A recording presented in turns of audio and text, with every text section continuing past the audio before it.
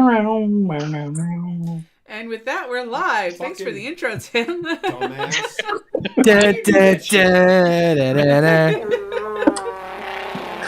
Well, we are back. We are back with the Star Wars Roundtable, and we are going to be talking over Rogue One, which is referenced back in the 70s in A New Hope. Yep. This is the mission that brought them the plans of the Death Star.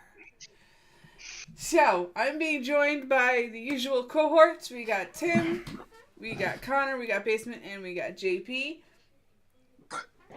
Yes. That's as far as I'm going to go because he has already said that he has something he wants to say after I do my intro. So that is my intro. Please go ahead. Initial thoughts.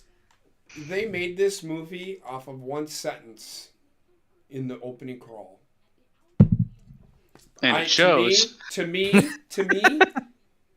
that's pretty creative.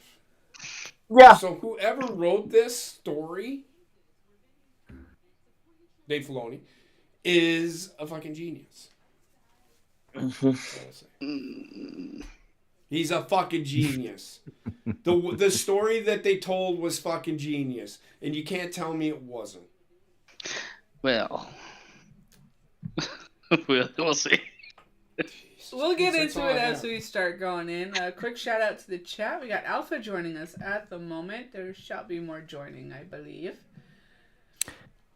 as we go on. But yes, let's open up with our initial thoughts of the video without going too far into detail. Best standalone Star Wars movie. What was the one line? What? You said it was based off of one line in the opening crawl. It is. Which line? Long No. If you go to the opening crawl, and we'll go into it in A New Hope, the opening crawl says the rebels have won a major victory in stealing the plans. This movie is what stealing the plans is about. I thought for some reason you thought I don't know why I thought that you had mentioned or you implied they mentioned Rogue One in the opening crawl. They did. The premise for Rogue One was mentioned in the opening crawl. They didn't mention Rogue One, but they mentioned the premise of when we see the opening crawl, you'll see what it says, and it's essentially that's what this movie is based on. I have it pulled up. That's why I was asking. Right. Go ahead. Cool. Nope. Go ahead. Okay. Let's start with Tim for the opening. Oh, as JP said, of the two standalone Star Wars movies, this one was the superior one. Way superior. Way far superior. They didn't try and... Mother superior. They did excellent fan service in this movie. Yes, they did. And I give them credit. They actually created a character in Saw Gerrera that was so popular, they added him to the video games. Well, Saw Gerrera was actually created in Clone Wars. He wasn't created in Rogue One. Oh, yeah, you're right. Well, my brain stopped working years ago. That's why I'm here. Exactly. Go ahead. Move on. I'm good. Okay. I enjoyed the movies. Ewoks. I know Basement's probably going to disagree. I really like this movie. Say that again. Works for me.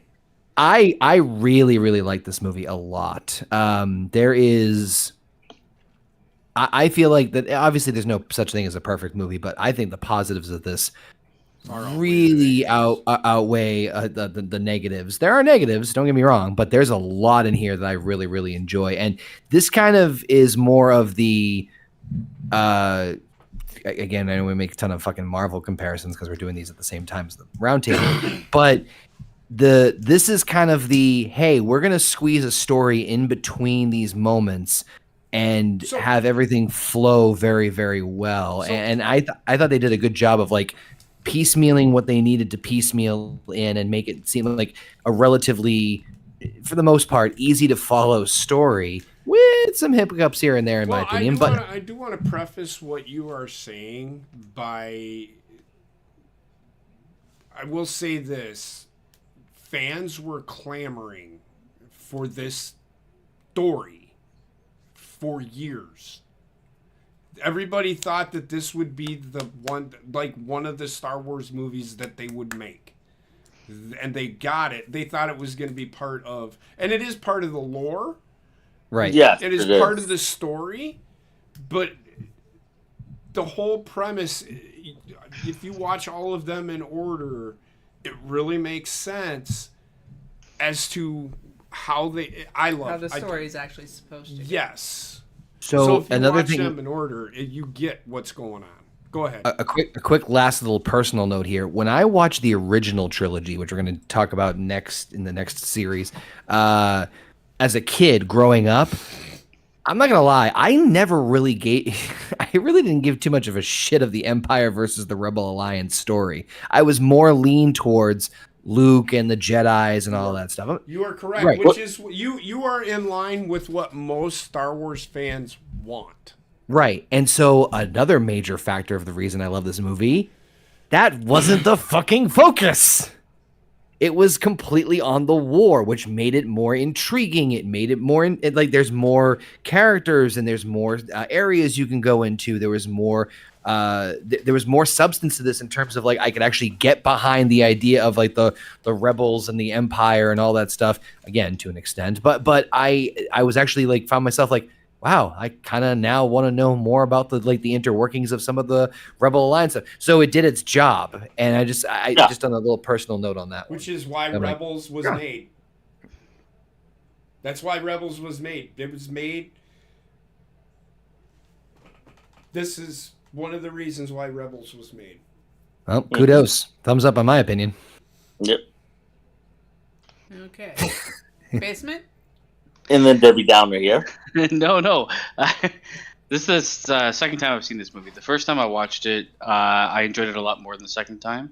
But I think some of the issues I had with the first time I watched it kind of were still there, if not more obvious, the second time. What? And then there's other things from, like, not necessarily from, like, okay, so there's a certain story they're going to tell, and it has to be within those parameters. Correct. So you're already limited to what you can kind of do. Well, of course. Yeah. And I hate to say this. That was their purpose. Again, I say this. This movie was made for the fans. The fans were clamoring for this. So this is George Lucas saying, yeah, let's tell that story because everybody wants it. That's why they did what they did. And I understand it doesn't expand on the universe because now but it kind of does because you see new creatures, you see new planets, some planets. They hit on the expanded universe. Like Jeddah was part of the expanded universe. Nobody ever thought that Jeddah would become part of the canon that it did. So people popped in the fucking theater when that happened. Mm-hmm. So I get what you're saying, but they kind of, yes, they limited what they could do. But this was for the fans. And I understand that a lot of people that are new to Star Wars are like, I don't give a fuck about this. Well, you should.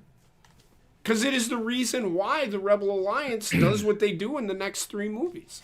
But go ahead. So there's no issue with the story that they're trying to tell and what they're trying to like give a glimpse into like something that was actually a huge change in the lore of Star Wars or in the especially in the political side and the war side of Star Wars.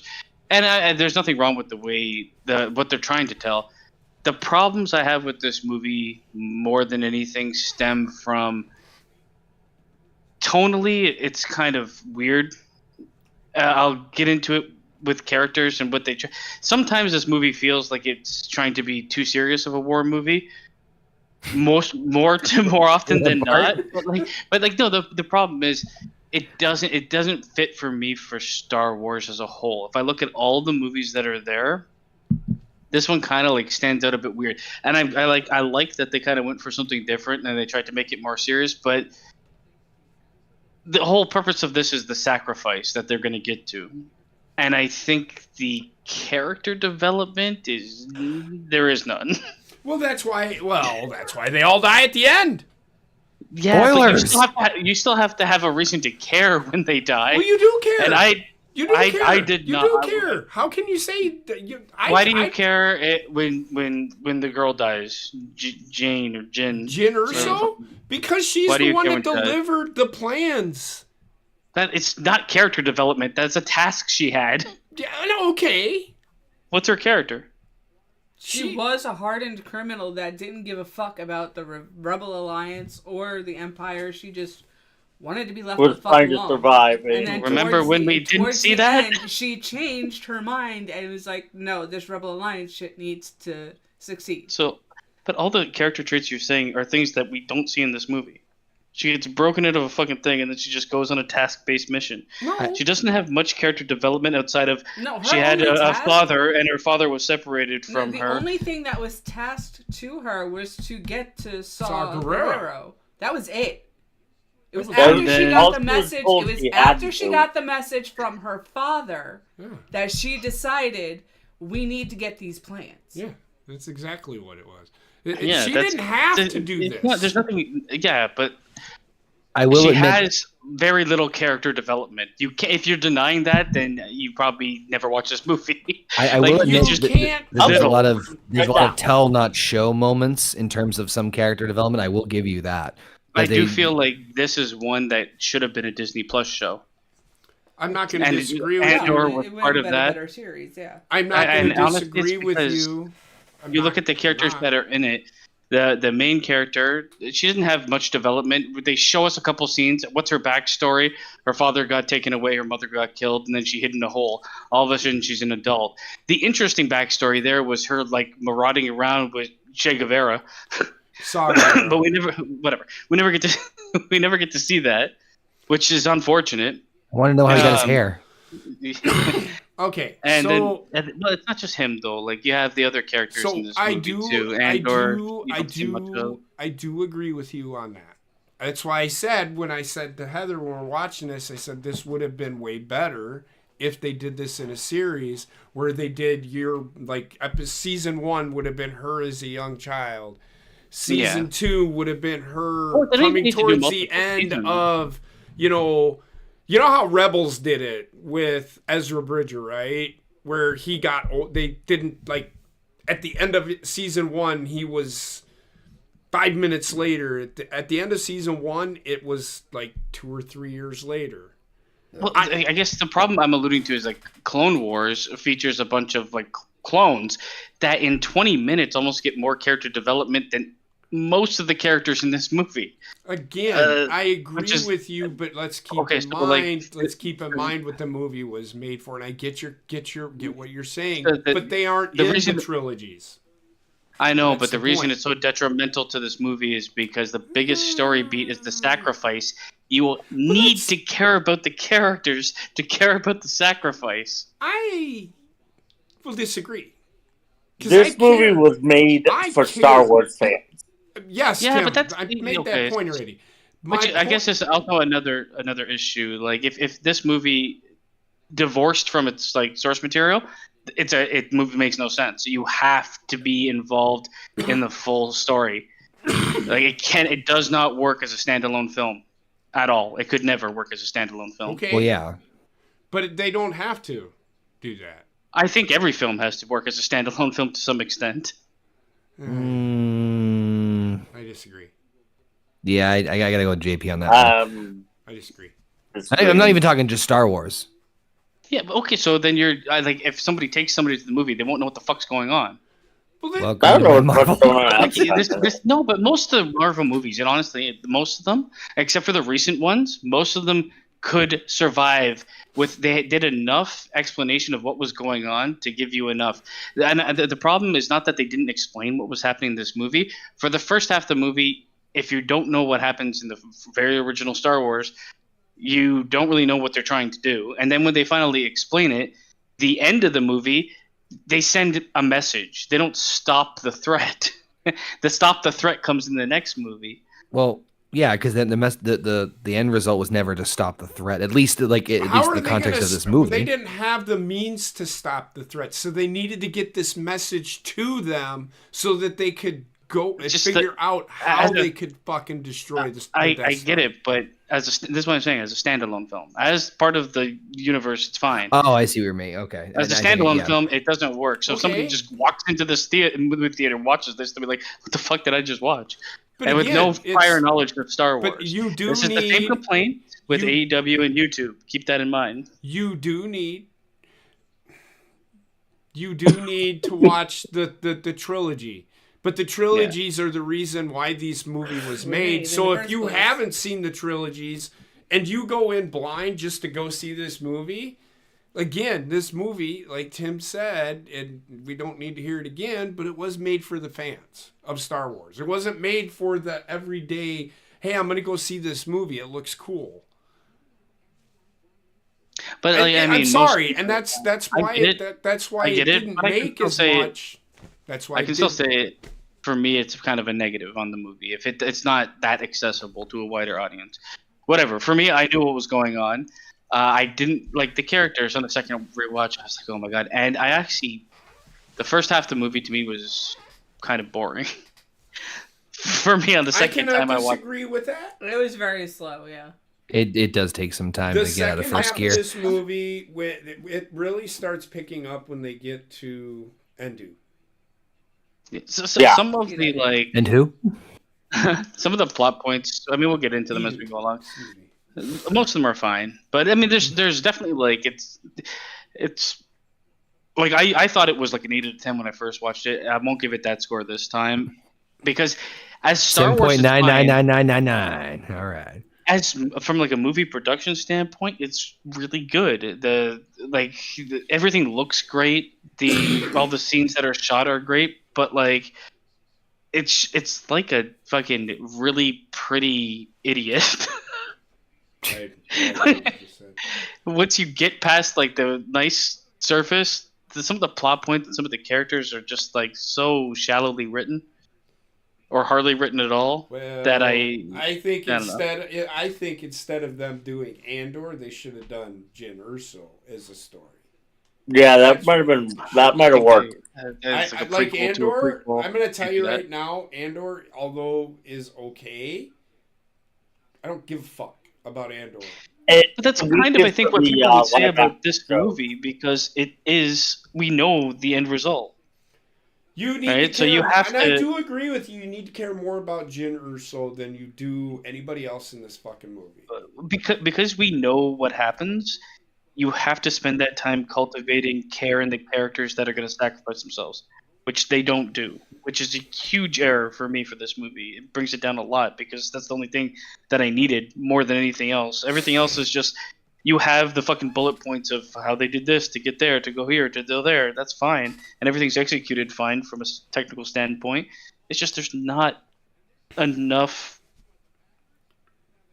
there's not enough... there's no charm in this movie as well as a Star Wars movie. It's charmless. But there's not enough like meat and potatoes of why I should care about things outside of the overarching story, which we know how it ends. Okay. I mean, whatever.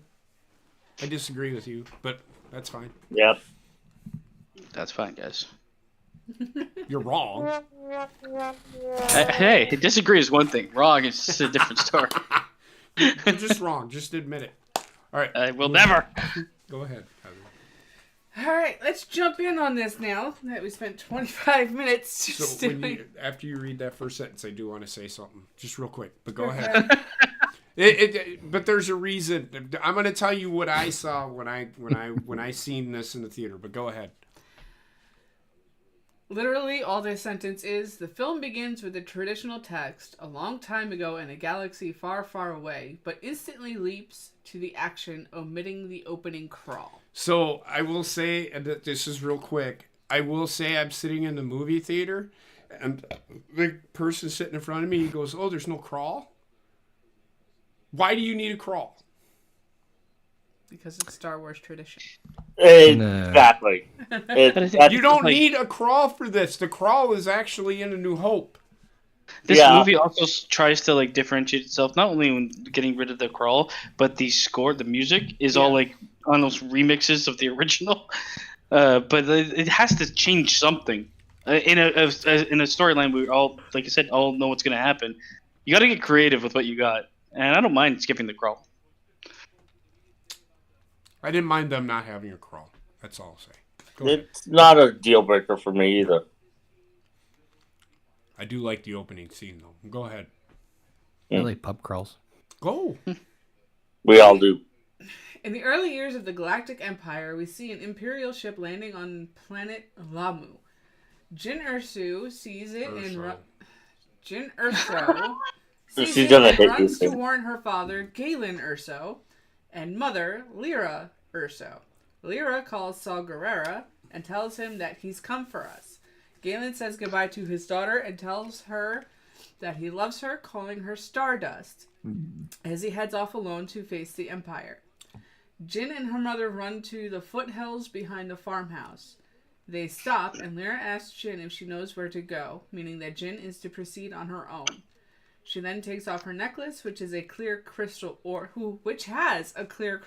on it, attaches it around Jin's neck, and as a way of saying goodbye, tells her to trust the Force. That's a Kyber crystal that she has around her neck. But go ahead. Exactly. Kyber. You need to know that I lore. You're about to get yelled at. I shut the fuck up. Outside, Galen meets Orso Krennic, a high-ranking Imperial military officer who tries to get Galen to come back to work for the Empire. He asks about his family, and Galen lies that his wife is dead. I love this fucking... This is the part that Krennic won me over with. Krennic's really good in this movie. Go ahead. When Orson tells his stormtrooper bodyguards to check the house, Lyra appears and draws a weapon on Krennic. They have a standoff. Lyra shoots Krennic, hitting his arm, and is killed. A stormtrooper toy is discovered, and Krennic tells his guards to find Galen's daughter, who stayed out of sight but witnesses the incident. Jin runs away and hides in a prepared bolt hole under a rock in a cave. Saw Gerrera eventually finds and rescues her. We will pause it there, because in that moment, fucking Krennic looks over and goes, "Oh look, Lyra has returned from the dead." There's some great, there's some great one-liners in this fucking movie. I'm not gonna fucking lie. This is one of them. Oh look, she's back from the dead. I like this scene. The opening scene is really good. Mm-hmm. They did a really good job. It's really clean. Maybe too clean? Yes. So it's CGI, but it's really good, and it shows you. I do like the. I just love the scene. It was like Irish hills or some shit. Something like that. Well, that's where they are. They're in Ireland. Yeah, they're shooting in Scotland, I think. Yeah, so the landscape is really nice. They do a really good job. Star Wars does of with their scenes of where they're gonna shoot their scenes at. So if it's in a desert, they go to Tanzania, where it's rolling hills and where Tatooine is, and then you've got the island on Episode 7. I think they learned a lot from the prequels. Yeah, and they learned we cannot do the screen shit no more. Yeah. They still did some screen. The opening. You can't have them out in space. But that's they incorporate enough. They incorporate enough real landscape. And I don't know about you, but like when they go into like the little hovel that they're living in, everything looks so lived in. Like the paint was all peeling off and shit. I'm like, that's really good attention to detail. And I like the one thing that I've always loved in Star Wars, and Mandalorian did the best, is you make the world feel lived in, and you won over part of me already. Because when it looks too clean, it looks too just like everything in the prequels looked like it was shined and polished every day. Right. Even the sand, for fuck's sakes. Right. So they did say this part backwards though. The stormtrooper actually, they're death troopers. Excuse me, they're not stormtroopers. They're death troopers. Shot first and hit her as she was getting ready to fire, and then hit Krennic. So they did say that right. But no, it's IMDb. They're not going to be perfect. But the one problem that I had is I could not understand what the Death Troopers were saying. Yeah, it's like garbled sounds. Yeah. I don't think they actually like allowed them to speak. It was just some sort of weird transmission. It was a language barrier, I think. They said They were speaking English. It's just really hard to understand what the fuck they were saying. I know what they said. Why did we fucking park 2 miles away? Because we have to do this grandiose walk up the fucking hill. But anyway, this long walk of 5 minutes walking up the hill. But I do like how it was. I do like how it was dark and dreary. And I love the black sand. That was a Yeah. touch. Connor, I really like the honestly, the acting in this movie, the people that they got, all good. Yes, the character. I said this to Heather. I think they hit. Andor is a good Andor because he is Andor. Jyn Erso, Felicity Jones did a fantastic job, in my opinion. And Mads Mikkelsen, you could never go wrong with. Oh my god, both of them too. Mendelsohn and Mikkelsen are fucking fantastic. Even though Mikkelsen isn't in it as much, but Mendelsohn did a really good job. Mendelsohn probably was. He's my favorite character in this movie. But he is so like they wanted you to just hate this guy. They did. Of course, and I did. He did a good job. I did hate him. And I kept saying he is such a dick. It's like what's his name playing John Walker in fucking Falcon and Winter Soldier that he did such a great job where it's like, fuck you walking down the street. You are not acting very Captain America like, dude. He Mendelsohn as Krennic is probably one of my like favorite Imperial officer characters. I don't know. Now Tarkin is in the. We'll get to that. We'll get to it, but Tarkin is really good. He is. He is. They wrote a book about. He has a book. Now he is. Called Target It Back. Now I'm not telling you have to. I'm going to tell you. That's why I'm here. He is a dick, and they kind of did a really good job. And we'll get to that scene where him and Krennic talk, and he's the worst. Sorry, I broke basement. But Krennic is one of my favorite Imperial. Besides Grand Admiral Thrawn. I'm talking it back. No, JP said that before about another side character, and I'm like, oh, he has a book written about him? Like it was a self-help book? Books about all discovering Tarkin. It's called Tarkin It Back. And dude, they have like 3 racks of shelves all dedicated to Star Wars. And it's just, it's all characters. But I'm thinking like a self-help book. Yeah, like I said, it writes itself. It's called. I have 8 shelves of books dedicated to Star Wars. I'm Tarkin It Back. It just writes itself, man. Well, Tarkin is an asshole. I'm thinking of like deep memoir.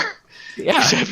No, it's not a memoir. It's just the story of him. He's saying that's what he's thinking of it. And like that's where my mind went when you're like, he has a book written about him. Like Talking with Tarkin. No, you know what I mean. There's a book on the story of him. Now, do you think also like because of that the actor that plays fucking what's his name? Krennic? Yeah. I always want to say Kenrick for some reason. Also his fucking like natural lisp made me want to punch him in the face. So that helped me hate him. I hated him, but I liked him. I loved him. No, like I really like the actor. He's good in the movies, and he did a really good job in this movie. No, I'm not gonna. No hate there. Yeah, I hated him, but I loved him. Mm-hmm. You hated that you loved him. Yeah. So also like the fact that loved that you hated him. So when they did the Star Wars the Comic-Con, they did the you know how they did the panel. He came out with Death Troopers, just stood there, and then walked away. Like they really played on. He was kayfabing being Krennic. He's really good. I love I love Mikkelsen. He's so good. But it's like a chiropractic issue. Mendelssohn was the fucking. No, you're right, Mendelsohn. But Mendelsohn, his brother, plays Grand Admiral Thrawn. Shut the fuck up. Grand Admiral Thrawn in the Ahsoka series. He also did the voice on Rebels. What you talking about, Willis? So, Connor, your thoughts on this part? Oh yeah. I enjoyed it. I mean, not I was like blown away by it, other than the fact that they are fucking terrible parents who apparently want to have their kid hide up in a fucking hidey hole. No, I'm just kidding. No, it was intriguing because it gave away just enough of the story to start with that where like you knew what's his face? You knew Urso was going to be hunted or like or sought after for whatever reason. I did also giggle of, oh look, she is back from the dead. I did cackle a little bit at that was too. Great. That was a great line. I had how like I don't know like what the plan was for the kid as far as like if they knew how long she was supposed to be down there for. Didn't look like there was a shitter. I was a little concerned about that, but no. Che Guevara. So when she called Saw Gerrera had to travel because he's on Jeddah, so he had to travel to her. They knew it wasn't going to be. They knew it was going to be immediate, but they weren't planning. I'm of two minds. I'm of two minds about the mother just being like, "I want to die," but that's a theme in this movie that it really gets under my skin eventually. I'm being like, spoilers. It's time. Spoilers. But she wanted to die, so she died. Isn't Mendelsohn like? Is he like the perfect like middle manager? Yes. Evil middle manager. Why I like him.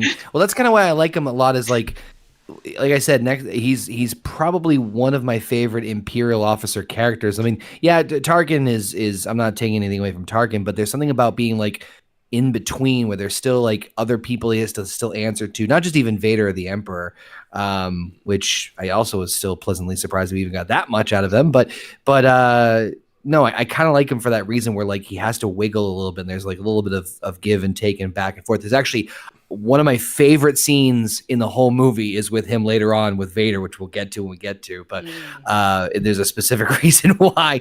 But not good, not a decent slow build beginning, which it's going to be a slow build for a while. I know that much. Well, not too much longer, but yeah, good stuff. All right. Moving right along here. 15 years later, in the Ring of Kafrene, an adult Jinn is held in a cell. Meanwhile, commanders of the Rebel Alliance, led by Mon Mothma, a senator of the Old Republic, Senate turned Imperial Senate, discuss the Empire's plan to create a giant weapon capable of destroying entire planets. I am the Senate. So the Old Republic, Revenge of the Sith, that's what, Padme was a part of, turned Imperial Senate, which is what the... Do it. Yes, the Emperor turned it into. Yep. So we all know that part. I mean, I don't mind it, but go ahead. On the planet Jeddah, Bodhi Rook, whatever. A pilot who has defected from the Empire and wants to join the rebels arrives and is apprehended by the local forces there. Okay. On the planet Wabani? Wabani. What's my name? On the planet Wabani, Jin is being transferred with other prisoners. Suddenly, rebel forces break in and free them. Wanting to escape, Jin attacks the rebels and tries to flee, but is stopped by K2SO, voiced by Alan Tudyk. So good. I fucking love him. An Imperial enforcer droid who's been repurposed to work for the rebellion. I fucking love that as soon as she's running out, he just choke slams her to the ground and says, "You're coming with me." Did he say like, "Congratulations, you're being rescued"? So like there's something like one that? part that they skipped over on this, and that is the interaction. We get to see Andor for the first time, right? Yes. Yeah. It's a little later. No. No, there's a little bit of... I'm watching the movie right now also. Oh. So I'm weird. So, no. When do we see it? You see a little bit of Andor when he's meeting with a... and this is where, in that other rebel line where they explain that there is a defector that Yes. Bodhi Rook is the defector, and you get your interaction with Andor where he just fucking starts killing people. Yep. Like him Well, already. kills the rebel. Well, he's a rebel, but he's also an assassin. Can Yeah. I just interject on something here? Yes. And me, this is not me. Like, this might be chalked up to my lack of in-depth Star Wars knowledge, but is it just me, or did the Stormtrooper armor fucking suck? Everything but them sucks. It's made the problem, and They're expendable because they're clones. no, they're not clones anymore. no. They cycled out of They the clones phased them too. out. They phased out the clones by this time, Yeah. which was stupid. They Well, probably they- if they would have kept the the armor's clones, being if they would have involved. kept the clones, they probably would have won the war. You can only jerk off the Fett so many times. Get that fat juice. But But no, I feel like, and I know that they did this obviously. I think it's all the movies where, like, I don't know if it's because the lasers or like but like you would think that, like, if you're gonna supply armor for majority of like the Imperial forces, that you would think they'd be able to take more than just one laser shot and then they're dead. I don't know. Maybe that's just me. I might be just nitpicking. Well, it also depends on where they're shot. And True. you gotta remember, the only thing that can really deflect any kind of blaster is Beskar. And the Mandalorians have a tight hold on Beskar. yep. Don't worry, people will walk away from lightsaber stabs later on. True that. Do they know? True that. They survived them, Do which they? should not happen. Who survives them? The fucking Kenobi? in Kenobi, the black girl. I don't remember her name. Vader. I mean, you can survive And the guy that she stabbed. you can survive a stab wound. Right.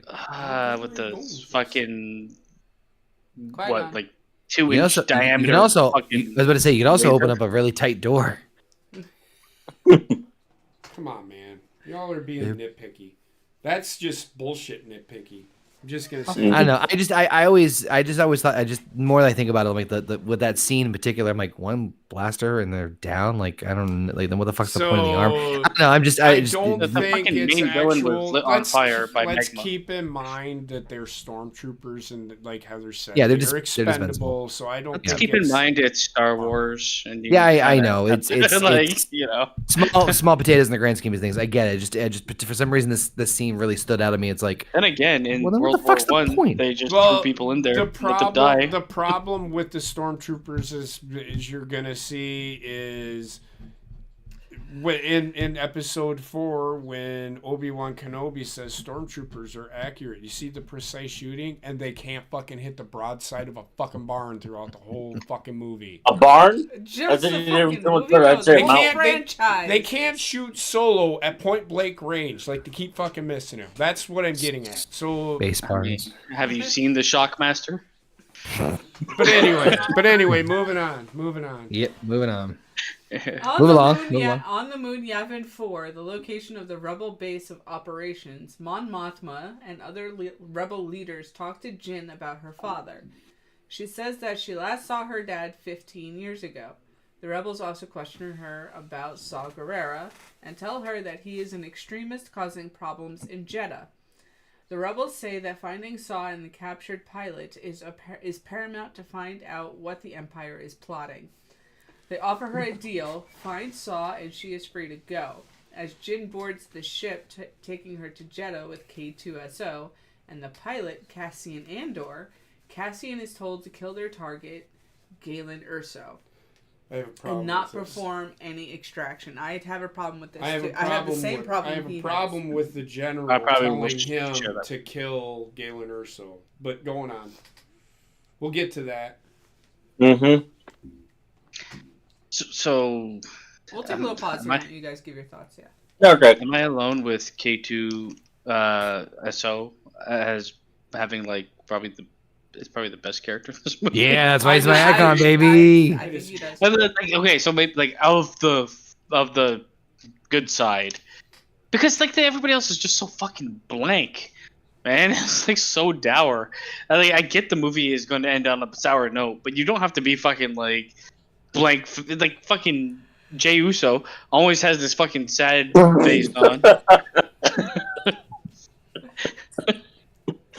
Oh my god. And it just kills me. Like everything else is just like the best Star Wars, which are the original 3. There's a lot of charm in the characters. There's a lot of banter. The only person that has banter in this movie is the fucking robot. Because he wants a blaster, and they won't give him one. Yeah, that's the Even that's the the probability best of character. us making out of here. He's got some of the best one-liners in this movie too. Yes, he does. Yep. Yeah. He does, but he's still not my favorite character, even on the The- good side. The Go ahead, one Bill. thing that is sort of flushed out in this movie, but I wish there was more of, and I also wish, and I haven't seen Andor, so maybe there is more of this, but the concept of extremist rebels is very intriguing to me. That's Where- Saw Gerrera. So Saw Gerrera, You have to go to Clone Wars, the animated series, Yeah. and Rebels. Okay. Rebels, Yeah. Go to Rebels YouTube, go to especially. YouTube for the extended. Rebels especially, because that's where you see him as an extremist. But Go that's to YouTube for intriguing what to you missed on AEW.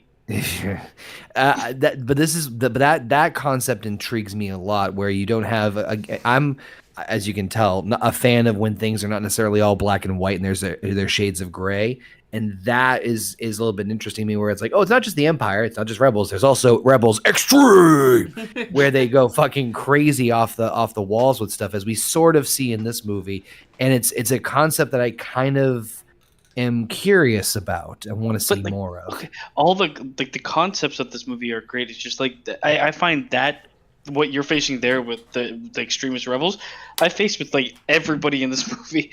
I'd like to see more before we get to this point, or I'd like to know more before we get to this point. Game over. Was it Saw 10? Spoiler, yeah. And even then. But I also I didn't mind this as a narrative device for like, hey, here's the plot here's partly plot of the movie. Yeah, it makes sense. It's You a know what I reason mean? to Like get clever. people where they need to be. Yeah. Yep. I didn't mind it. The aspect I liked the most really was where you had the idea that there are certain factions in the Rebel Alliance that want to like take the extreme angle of just kill them. Don't even bother trying to get the information in the other ones. Yeah, they're basically terrorists. That's And Terrorists, androids, we got terroroids. but- No, but the problem JP and I both have with this part is he's literally your man on the inside that is trying to get out and give you all the information that he fucking has about the Empire. We're talking about Galen Erso. Yeah, I have a lot of issues. Like the plot point of like them telling him to kill him, don't like it. And then eventually, like when it gets there, we'll talk about it. But I have a big problem with that. Yeah. That was I a don't bit know head why, scratching for but me go too. ahead. Yeah, we'll get there eventually. Alright. At Jeddah, Bodhi is confronted by Saw, who now has prosthetic legs and uses a supplemental oxygen tank. Saw doesn't believe Bodhi's story and interrogates him harshly, even bringing in a boar gullet, a tentacle creature that terrifies Bodhi and can apparently read his mind. People love that the fuck fact that thing, as let's just he's say sitting there that. letting Yeah, this you know, it's creature true. curl its tentacles around it, he's like, this minor side effect is people tend to lose their minds. People have fucked that thing. You cannot convince me otherwise. Do what? People You- have fucked it, yes. People can Yeah. you cannot convince me otherwise that there aren't some sick fucks on Jeddah who are like, just give me a few minutes with I mean, With those that- things have fucked each other, so it's got to be possible. the boar gullet. I mean, even the name. Come I on. know. It just sounds like a deep swallow. Well, what's even funnier is the first time I watched this, I thought he was saying port cullet. Yeah, you got that Harry Potter brain. Yes. Oh my god. God. And then just see this creature. It's like, that's not a port cullet. It's tentacles. The biggest problem I have with this fucking thing is that they lied. It's like, yeah, people tend to go insane. It turns their mind to mush. Like the guy's like, he forgets for 2 seconds and then he's fine the rest of the movie. Yep. Like, What the fuck? I think it's like weird. This movie does like this thing where it's like, oh, and here's the drama, and here's the stakes, and no, they're not, and no, they're not, And they're gone. Yeah. That's wild. That made no sense to me. It did to me. I think you're just over. It's a short-term memory You're problem. just finding something to shit on. That's all. They fucking told the guy. I know what they told him, but that doesn't mean that it happens. They tend to. Doesn't mean that it's going to happen. Yes, he forgot who he was and what he was doing, but Cassian kept on asking him the question. You are the pilot. Are you the pilot? Are you the one with the plans? So there's really like very little negative experience. Why don't they use this shit all throughout the galaxy constantly? If it gets you to know the truth, and the side effects are you're gonna forget who you are for 10 seconds. Well, I don't know why he did it in the first place, because he handed him the fucking goddamn fucking thing, and then so I don't know why he even used the Borg gullet in the first place. Yeah, that was the other part too. I was a little confused at him. Like, you made it a very clear. Your fucking hand, dude. Play it. I think what they're doing is trying to show the extreme. How extreme. They were trying to go with how far off his rocker he had gone. Yeah, that's what I'm trying to get at. Fucking, like, they don't want to show these extremists as bad guys, right? Like, that's the gist I got from it. So it's either they're like playing him and it's like some weird tentacle monster that's gonna like freak him out and make him spill the beans. Then maybe that's why they said that shit. But at least fucking reveal more to the audience if you're going to go that route. Otherwise, show us torturing him. Because then we can actually get the extreme portion of that rebel sect. Not the first time Basement said that sentence either. Probably no. I don't know. Bring on the Borg gullet. Aboard an Imperial Star Destroyer, Krennic discusses with Grand Moff Tarkin, the Imperial Governor of the outlying areas and overall commander of the Imperial Navy, the ultimate weapon they are creating. Krennic urges that they perform a test of the weapon. Meanwhile, Jin, K2SO, and Cassian arrive at Jeddah. K2SO is told to wait at the ship while Cassian scouts the area. Jin is approached by Chirrut Imwe, a blind... What? It's Chirrut Imwe. Imwe, okay. A blind warrior who notices her necklace and the quality of the stone. Later, when Jin and Cassian roam the city, they notice snipers are in the area. I don't know what you're laughing at. He's blind. He is. He's blind. There is a scene in this movie where it's funny. I was going to put the hood on for him. Like, it's like he notices her necklace. Somehow. He can sense things, though. That's the thing. It's a rock. Oh my god! It's a Kyber basement. It's a Kyber crystal. He can sense the Force. He's not a Jedi. He is a lot like. Okay, so the Kyber crystals like exude midichlorians or something. The Kyber crystal is the power source for lightsabers. So they attune to their bearers. Yes. So it is like force sensitive crystal. Okay. Yep. I did not know. I know what it was used for, but I didn't know the crystal had some sort of fucking. Yeah, you attune your Jedi's attune themselves. Force wielders attune themselves to the crystal when they're making a lightsaber. I thought you were gonna laugh at the part where he gets the bag put over his head. He's like, "Really? I'm fucking blind." That's right. That was my favorite line in the whole fucking movie. That is like a very good laughing moment for pretty much everybody. Okay. If you didn't laugh at that, something wrong with you. I didn't even finish the sentence yet, guys. All right. They notice snipers and the area quickly erupts into battle. Rebel and Empire forces fight, and while Jin and Cassian take care of the stormtrooper, K2SO arrives and defeats the last set of stormtroopers. Just fucking killed me. That arrive on the scene. As they leave the area, they run into another squad of stormtroopers who want to detain them. Chirrut tries asking the stormtroopers to let them go, but is attacked by the stormtroopers. Showing excellent skill despite his visual impairment, Chirrut defeats the stormtroopers with little help from Baze Malbus, but they are captured by Saw's crew. And that's where they put one of the funny things is after he beats the shit out of all the stormtroopers, he sits on one. Yeah. He sits on one. He sits on one. He sits on one, And then Saw's crew shows up, and then he's sitting there, and then he goes, they put a bag over everybody's head, and he goes, "Are you serious? I'm blind. Why are you putting a bag over my head? I can't see anything." It's it's like, it was great. That was funny to me, and it was a moment that needed to happen because it was a tense moment.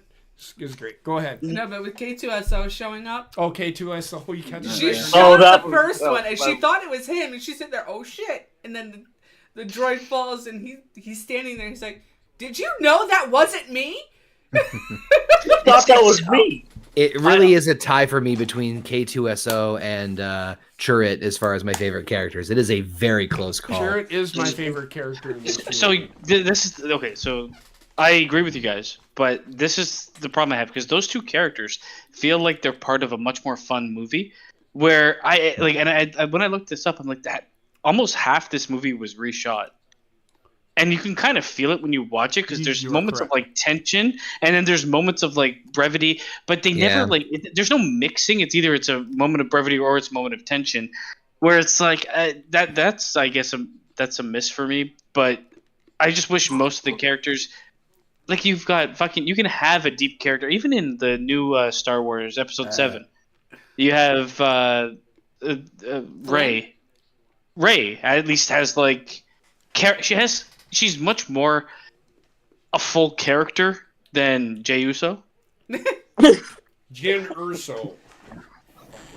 Part of the problem I think Basement's having with these is with some of the characters in Star Wars, you have 3 movies to flesh out their story. This movie, you only have. I'm just talking this movie. You only have the one movie for characters like Jyn, Galen Erso. And before it was made. Again, Tim, I will say, and I will agree with Basement, that this should have been a series. That is why I agree with Basement. It should have been a series, because there would have been much more character development.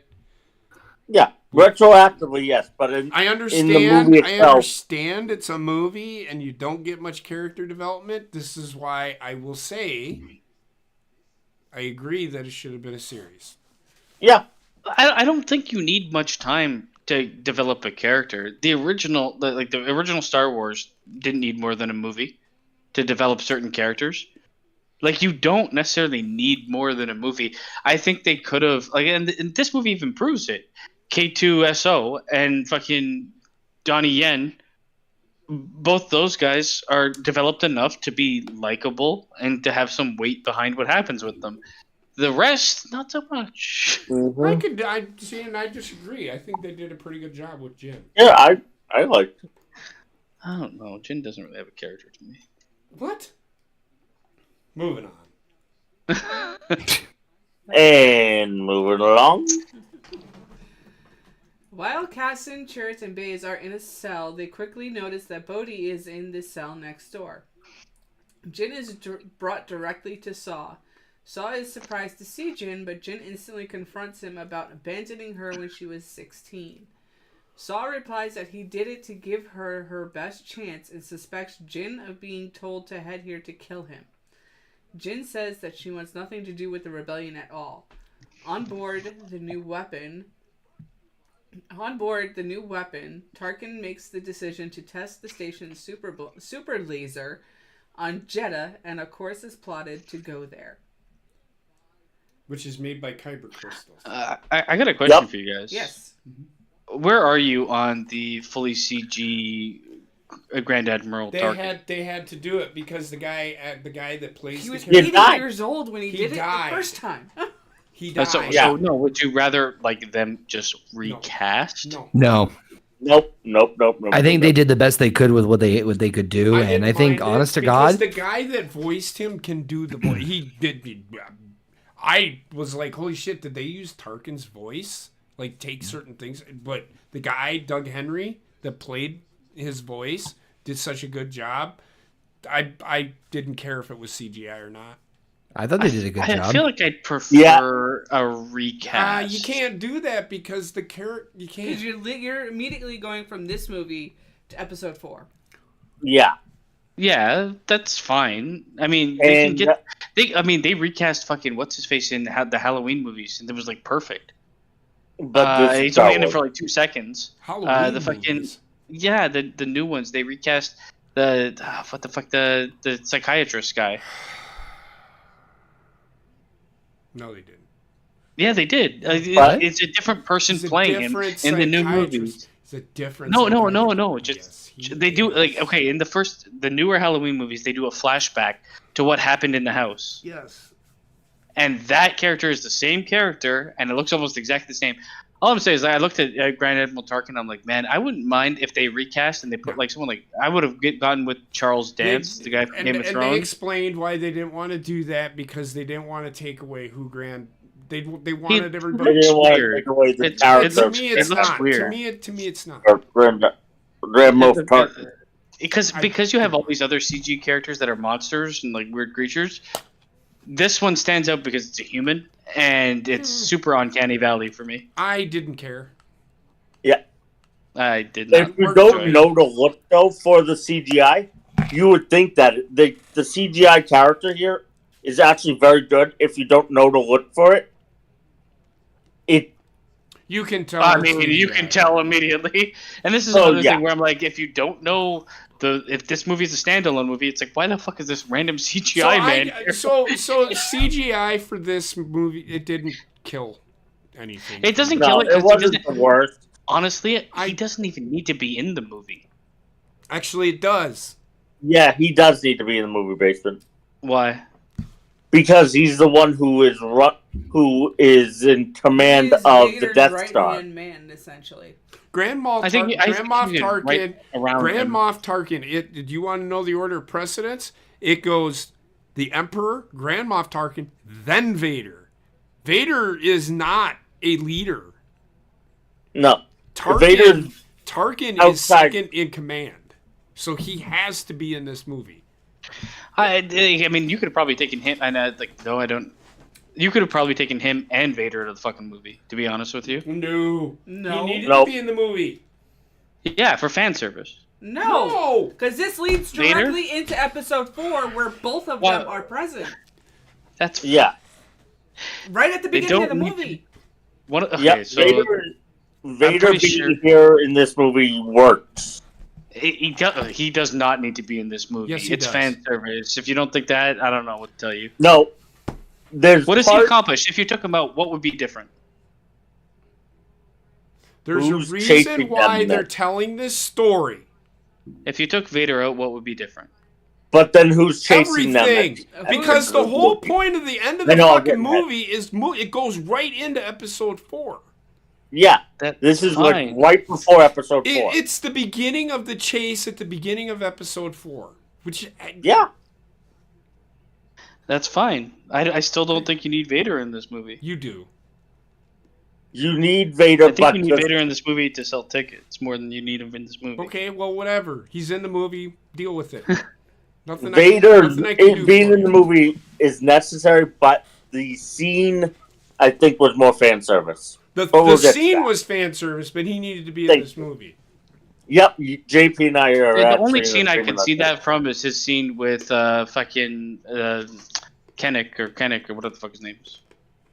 Yeah, yeah, right. That scene is the only reason he should be in this movie. The other scene, it's just a pure action, and it's running away from like a fucking that scene is like a horror movie. That last scene, that scene you're talking about, that's literally the first scene of episode 4. Let's not. It's No, it's not. He shows up with like a bunch of stormtroopers or some shit. Yeah, which is what they show him as when they're trying to get the. No, he's No, he's just Vader gets to the airlock. Shit. I right get why before- they did it. It makes sense, but it is fan service. It's necessary, but the way they did it was fan service, though. You want fan service? Point your finger towards C-3PO and R2-D2. Yeah, that's fan Yeah, That is- 2 seconds. And It's still Princess fan Leia. service. And bigger fan service than Vader. yep, Oh, they actually included Vader in the plot though, which is where it's like we had. He is He part needed of the to plot. be. He is part of the plot. Which is the Because point. he actually doesn't need to be, is what I'm saying. Whatever. Anyway. Alright, it's fine, whatever. Saw shows Jin a hologram sent by her father. Her father says in the message that he went with the Empire to give the rebels their best chances and that the weapon they were building is called the Death Star. Hi, bud. He says that he made a fail-safe in the Death Star by placing a trap within it that will cause a chain reaction destroying it. He also apologizes to a tearful Jin and tells her to fight for him and to finish what he started. Save the rebellion and save the dream. Save the cause, save the dream. Save the cheerleader, save the world. Save everyone! Suddenly, the Death Star attacks Jeddah, firing the station's super laser into the surface and destroying millions of square miles. Chirrut, Bodhi, and Baze head to the ship while Cassian gets Jin. Despite Jin's help, Saw acknowledges his weakness and tells her to leave him. Everyone else escapes in the ship with K2SO while Jeddah is destroyed and Saw is crushed to death. I love dogs. Well, he's standing there, he just unhooks his hose like, come at me, motherfucker. The dog was going to town on JP. All the time. All the time. He tries to, like, lick my fucking ears all the time. Anyway. He licks my The ears. dog was weird. I mean, everything in this is fine except for Saw Guevara fucking being like, I guess I'm gonna die now. He was already on the verge of He death. was already on the verge Yeah, of but he's death. like, okay, Yeah. so somebody Wait, that's a rebel extremist that's done all this shit up to this point is like, okay, well, I'm gonna stay behind. Well, where's he gonna? How is he gonna get out of there? He's got. He would have slowed them down, and they all would have died. And I it would have don't been all think for that's nothing. true. I do. He had 2 prosthetic legs and needed a cane to walk, and he needed his own separate oxygen tank to breathe, even though there was an atmosphere full of oxygen for him. No, to breathe. he had oxygen because he pretty much He had diabetes. no. No, that's why So lost he his was leg. in an explosion which destroyed his lungs. He had the same thing. He's wearing a machine like Darth Vader. Yeah. He has I a just feel like basically a ventilator on Yes. to help him breathe. Wait, Basement, what did you call the main character? Or the guy at the beginning? which guy at the beginning? Colin. What'd you call him? Colin Uso? No, it's Jey Jey Uso. That's his daughter. Oh, wait. Wait, who? Oh, Jey Uso. So, Jey so Uso, yeah. hold on. Ready? Oh, Ready? that's pretty bad.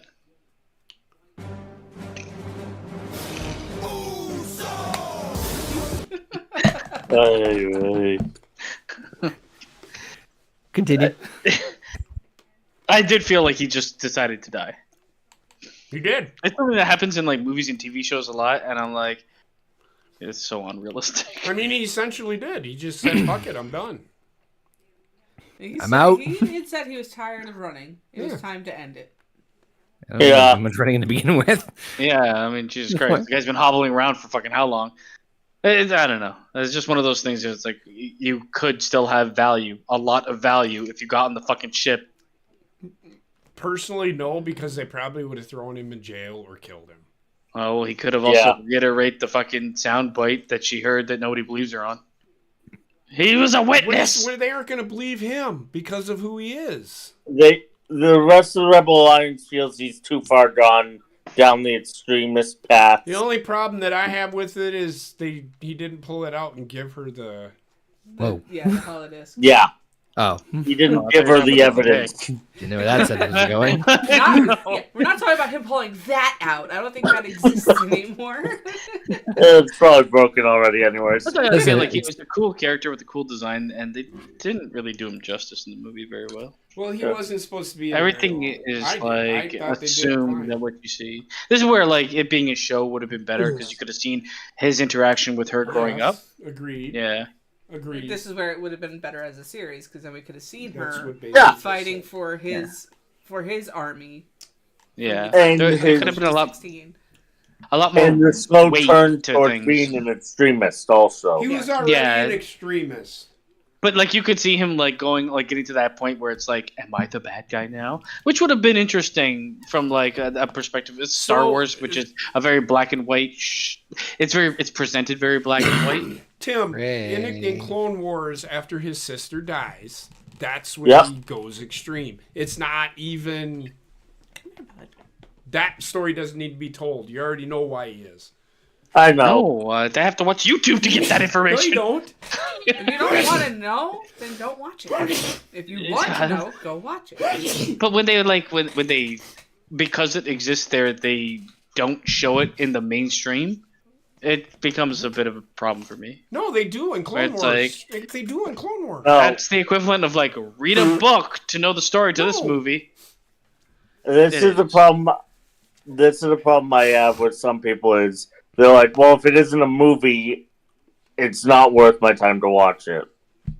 I understand the idea, but it's Star Wars. I will watch anything Star Wars. We know, Tim. Yeah, but I mean, if you're gonna get to the point where it's you either feel nothing and not care because we haven't presented the character with enough information for you to even get invested. But if you want to care, go watch 80 episodes of Clone Wars. You only need to watch 2. For Saw Gerrera. It doesn't matter. You still need to watch. I'm not the person to be like, oh, I'm going to watch 2 episodes so I can get that one thing in this movie that wasn't done exceptionally well. I do. It's just again, like the. I will say, I agree with outsourced- you. It does need to be a series, but we're nitpicking here. When they outsource emotion, I don't like it. But yes. Which is the reason why he died, because he wasn't a big character in the fucking movie. Nope. Go ahead. But he was memorable, partly because of his character design. Yeah, he had a cool design. I like his oxygen. With their test successful and Jedha gone, the Imperial leaders rejoice. However, Governor Tarkin decides to claim all the credit, shutting out Krennic as director of the project. Tarkin threatens further action against Krennic should he protest against his or the Empire's policies. On the ship, Cassian is secretly given instructions to kill Galen if they find him. Well, no, he's told to continue following his orders, but... That is correct. The people on the ship discuss Jin's report of the hologram, but as she left it behind in Jeddah, there is no proof to convince the Alliance. She convinces them, however, to head to Edu to find Galen. On Edu, an Imperial mining planet with constant darkness and rain, the crew crash lands their ship. As Cassian and Bodhi head out, Jin questions Cassian's motives. Upon hearing K2SO say that Cassian's weapon was in sniper mode, she heads out, followed by Chirrut and Baze. I stop it there because there's a lot to unpack here. Because they skip over the fact that Jyn Erso didn't question it. Chirrut made a... Does he look like a killer? And they asked, well, why do you say that? And he says, when somebody is about to kill, the Force engulfs them. So it surrounds them. And that is when K2SO turned to Jyn and said he did have his gun in sniper mode. Mm-hmm. So they skipped over a lot of there. So that's why I fucking hate reading these things, because they skip over shit. Well, it's a synopsis. It's not... And I understand the synopsis, but they can at least say it right. Because what they said here, and IMDb is good, but what they said here is completely not anything that happened in the movie. I was kind of confused with one aspect of this, and maybe it's just something I missed, but... Okay. So he's still following orders to go and kill her dad, right? Right. Yeah. But he was there and saw the Death Star in action and know it exists. Mm-hmm. So killing her dad, what would that even accomplish? So Is that it was already that's his our operational. problem here. So that was his conflict when he is sitting there and he has him in the sight, and then he has that moment of clarity. It's like, we can't kill him because he can give us those answers. We don't need the hologram. So he has that moment of clarity. But what would killing him really? It's all negative, right? So even getting to that point where he's like, "I'm gonna do I follow my orders or not." He seems kind of like a fucking a serious Han Solo is what I get the vibe from him. more than Yeah. trying to. I don't get enough character to know outside of that. So that's what I'm going to assume. So, but Even he's watching- there. Even with watching Andor, that you're kind of well, you kind of you're get close why to the nose. you kind of the Andor kind of explains why he is the way he is. Mm-hmm. Which, So, if like, you're Harry Potter fans, you will love Andor because. Thank you. Aunt Petunia is actually a good person in Andor. Oh, She's the mother, right? She's the one who rescues Andor. I think she's a bad person in so many different fucking things. But that was okay. I'm like, okay, so they already know the Death Star exists, and this guy was the creator of the Death Star. I thought killing him was to like make the actual like to delay the building of it or something. That's and I'm like, it what I thought, already too. exists, so like killing him establishes. So they don't nothing, know and that. he knows- They don't Well, he know, knows that. They don't know it's complete. They yet. do now, and he said that when he reached out to them, which is why when he said still move on with your plans, and he's like, whatever. Do you remember in the ship? Yeah, he's so I guess like the thing I guess I got hooked up on is because they saw the Death Star work. Maybe the assumption was because it only did that and its potential is destroying a planet, they didn't know it was fully complete. I guess is that what I'm going with? Yeah. Because other than that, I don't know. Like the character should have been like, well, I was there when the fucking thing destroyed Jeddah. I know that they've completed at least that portion of it. So like it was weird. It's like this again. They build tension in places where it's like what? But yeah, that was like a big question I had with the scene. Yeah, no, I get it. No, I question it because this dude literally wants out of the Empire and into the Rebellion. Well, he doesn't. And he has so much inside information of other projects that are being built, as well as detailed information about the Death Star. A military asset, big time. Yeah. Yep. I don't know why the general's like, you got to kill him. Like, dude, he has all this vast information. It doesn't. Surprised the Empire didn't kill him. They're trying to manufacture tension in the storyline, and for a reason for like the good guys to have conflict among each other. It's just not that part is not that really. No, well. I agree with you. That wasn't very well. Yeah. Done. All right. Also, why do they need a sniper if they can bomb the fucking place? Well, they couldn't.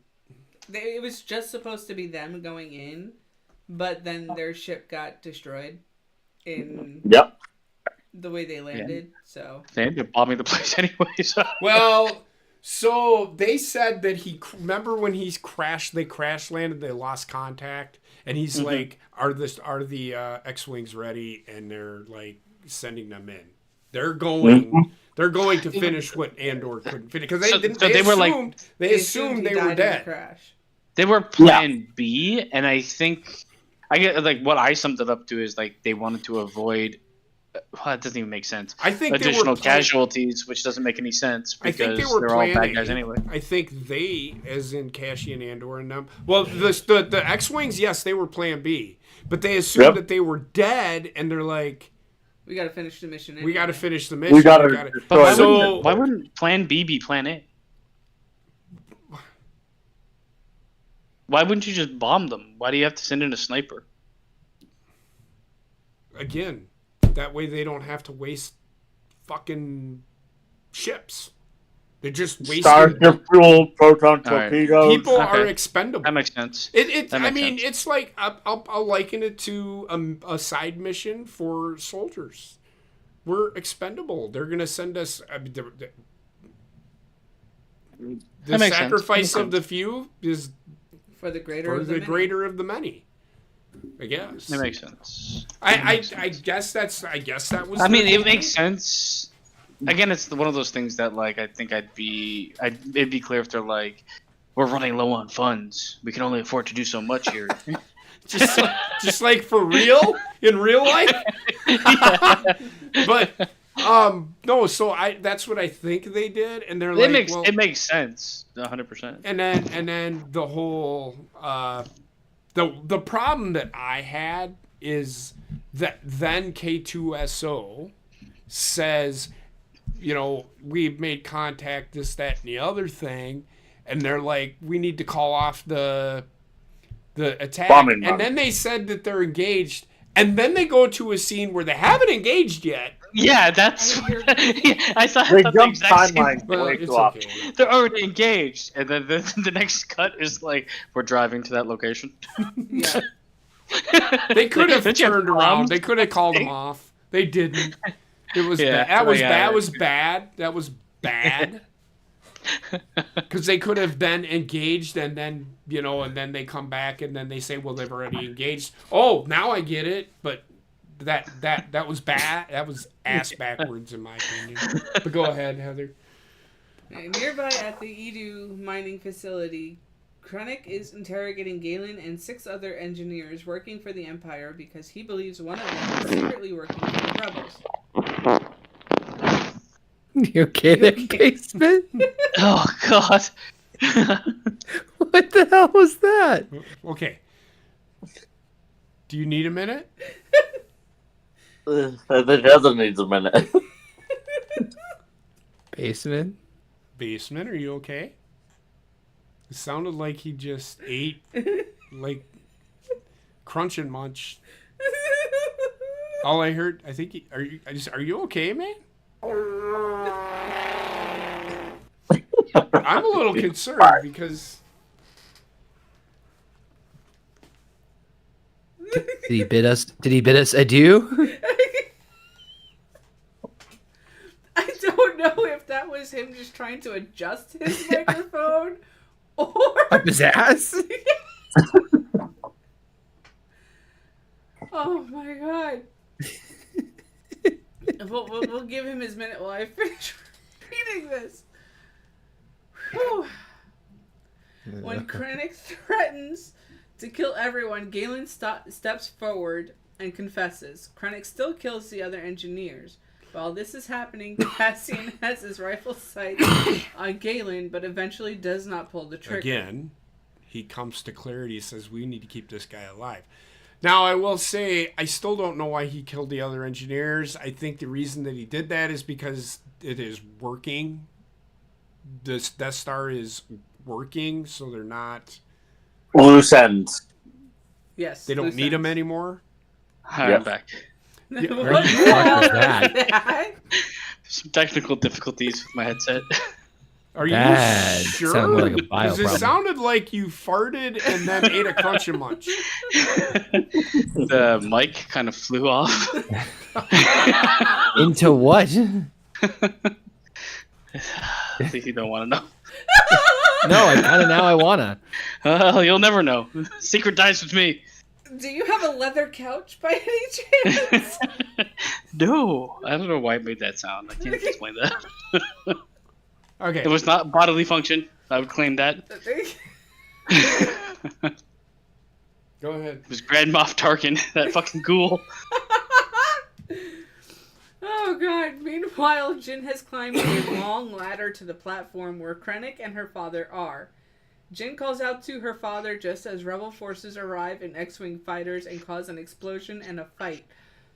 You don't need to add that part. So they skipped over the part where this is where Cassian says, do you need to call off them X-Wings because they are... Jin is on that platform. And they said it's too late. They've already engaged. Well, they haven't engaged shit yet. And then they finally do. So anyway, go ahead. When she regains consciousness, Jin finds her father in critical condition. She tearfully reunites with her father before Galen passes away and Cassian pulls her from his body as they head out of Edu. On the ship, an angry Jin questions Cassian on his motives, and he replies that everyone has lost something for the rebellion, and that she only truly started to care because of her father. This is true. So we bid them all adieu. Farewell. We're coming up to the part where this is Connor's favorite. Krennic arrives on the planet Mustafar. Mustafar. Mustafa Rai. Oh wait, that is Mustafar? I Yeah. completely Yes, it fucking... is. Wow, okay. And Missed that one. He's like, There's a reason that they did that, and that is where it just keeps him enraged, Darth Vader. It keeps him enraged. Constant reminder of what happened. Despite all my rage, I am still just Vader. This is his greatest loss. I remember all my limbs. Anyway. And reports to the Emperor's chief enforcer. You're about to get yelled at. Darth Vader.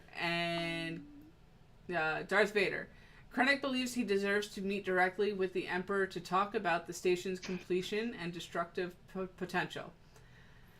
Vader becomes agitated, having heard the reports about Jeddah and Edu, claiming that the space station has begun to cause problems, and that utmost secrecy must be maintained. The destruction of Jeddah will be attributed to a mining accident, and Krennic must investigate further to see if Galen Erso had compromised the security of the station in any way. When Krennic asks if he is still in charge of the project, and if Vader will speak to the Emperor, he force chokes Krennic for a few moments before stalking off, but not before sitting there and saying, "Be careful not to choke on your own aspirations." It's funny. It's a Darth Vader thing to do. Yep. Don't choke. At least I can walk out of here on my two good legs. Don't choke on your aspirations while I'm choking you. So great. My favorite part wasn't that, but it was the line right before. He was like, "So I'm still in charge." But then that's when Darth Vader chokes him. That's my favorite part of the scene is when he chokes him, and then he says, "Don't choke on your aspirations." So great. It reminds me of the. So you're saying there's a chance? Yeah, it's a good scene. It's a fun scene. I think he should have just killed him right there. That's just me. Yeah. They didn't need him anymore. No, they really didn't need him anymore. This is where it starts to remind me of Arcane. Huh? At a meeting back on Yavin 4, the rebel leaders, among them Senator Bail Organa and General Dodonna, are doubtful of Jin's story and her credibility. Jin proposes to infiltrate the Empire's data storage facility on Scarif and get the plans for the Death Star, ending her argument by saying rebellions are built on hope. She fails to get approval as Mon Mothma opposes any strike against Scarif, and the other rebel leaders agree it's too risky.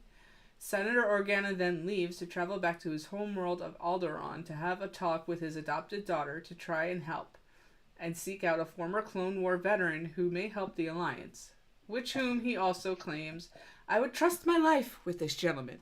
I wonder who he is. I would trust my life with this gentleman, yes.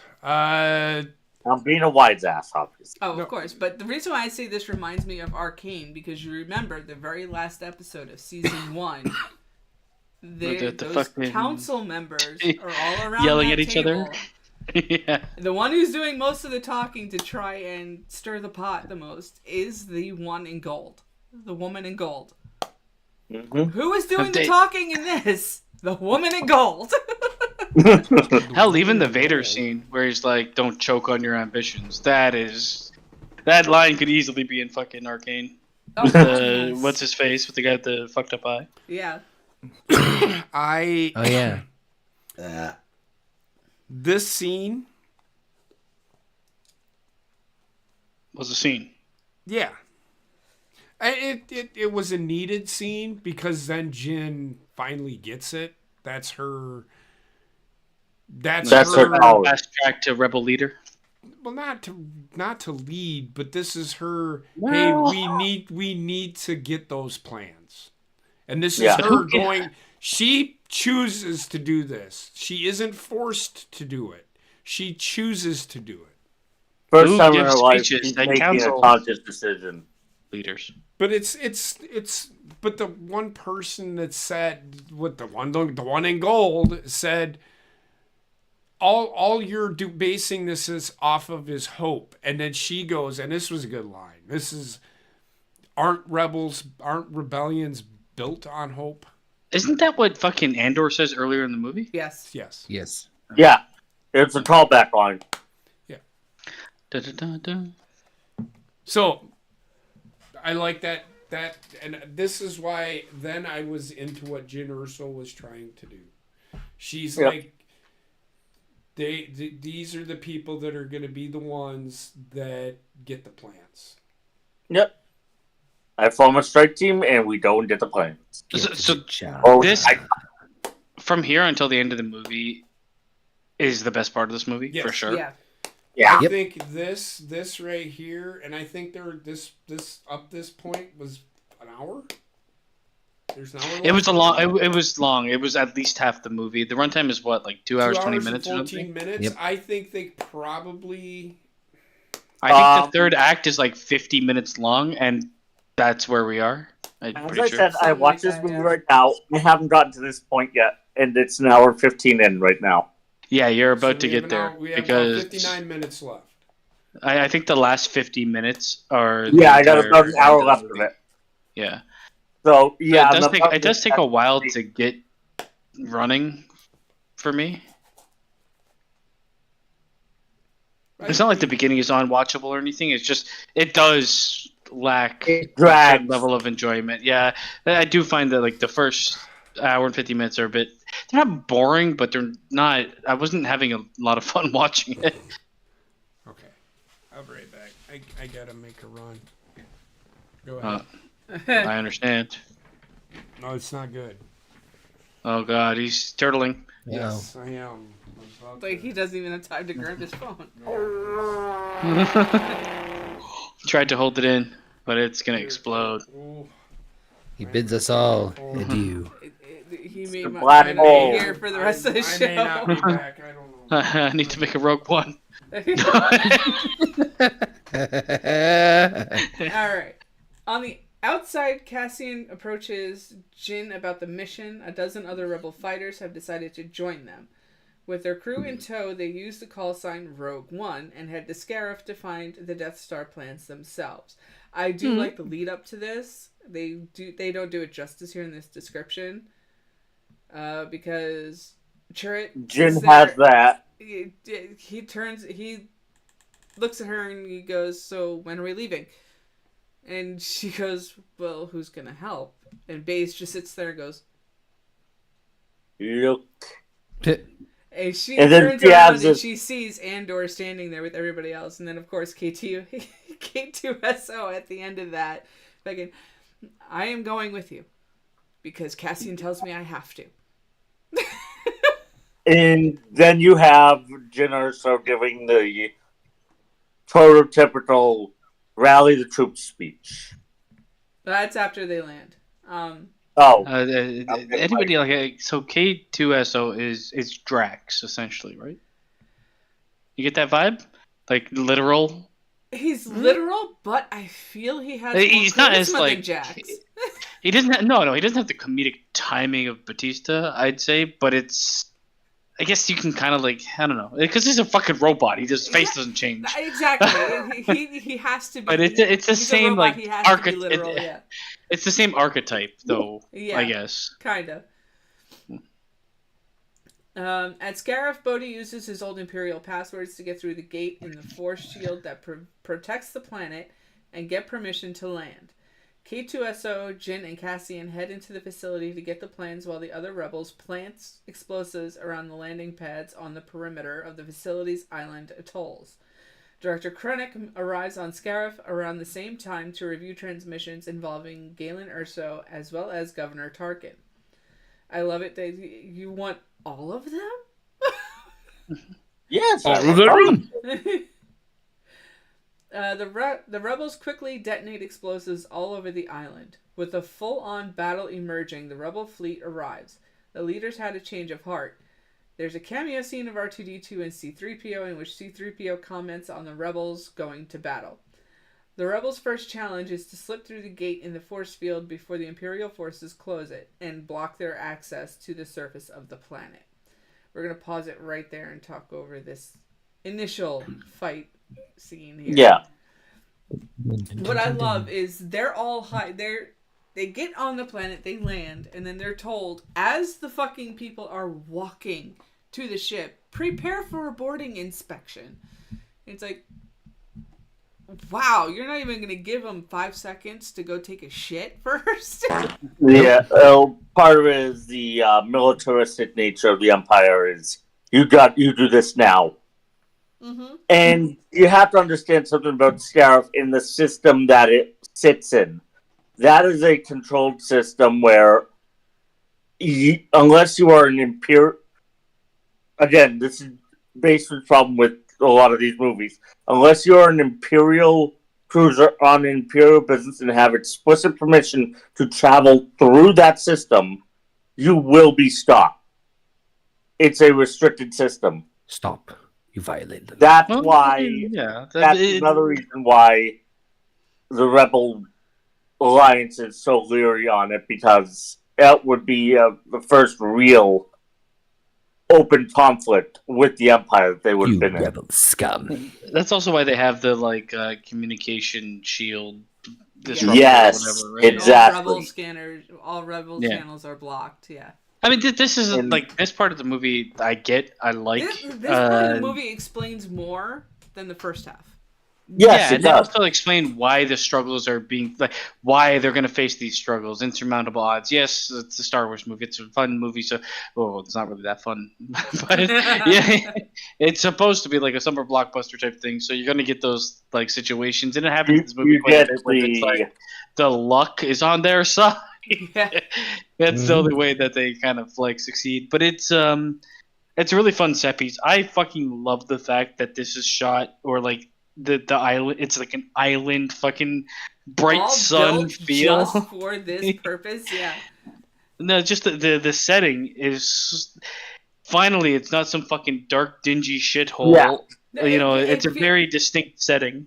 Having watched this movie 3 times now, as we get later on into the fight scene, where they're running through the water on the beaches, it feels like you're watching a World War II movie. It's just like now it makes sense to me as to why they are so many people make that reference of this is actually our world history.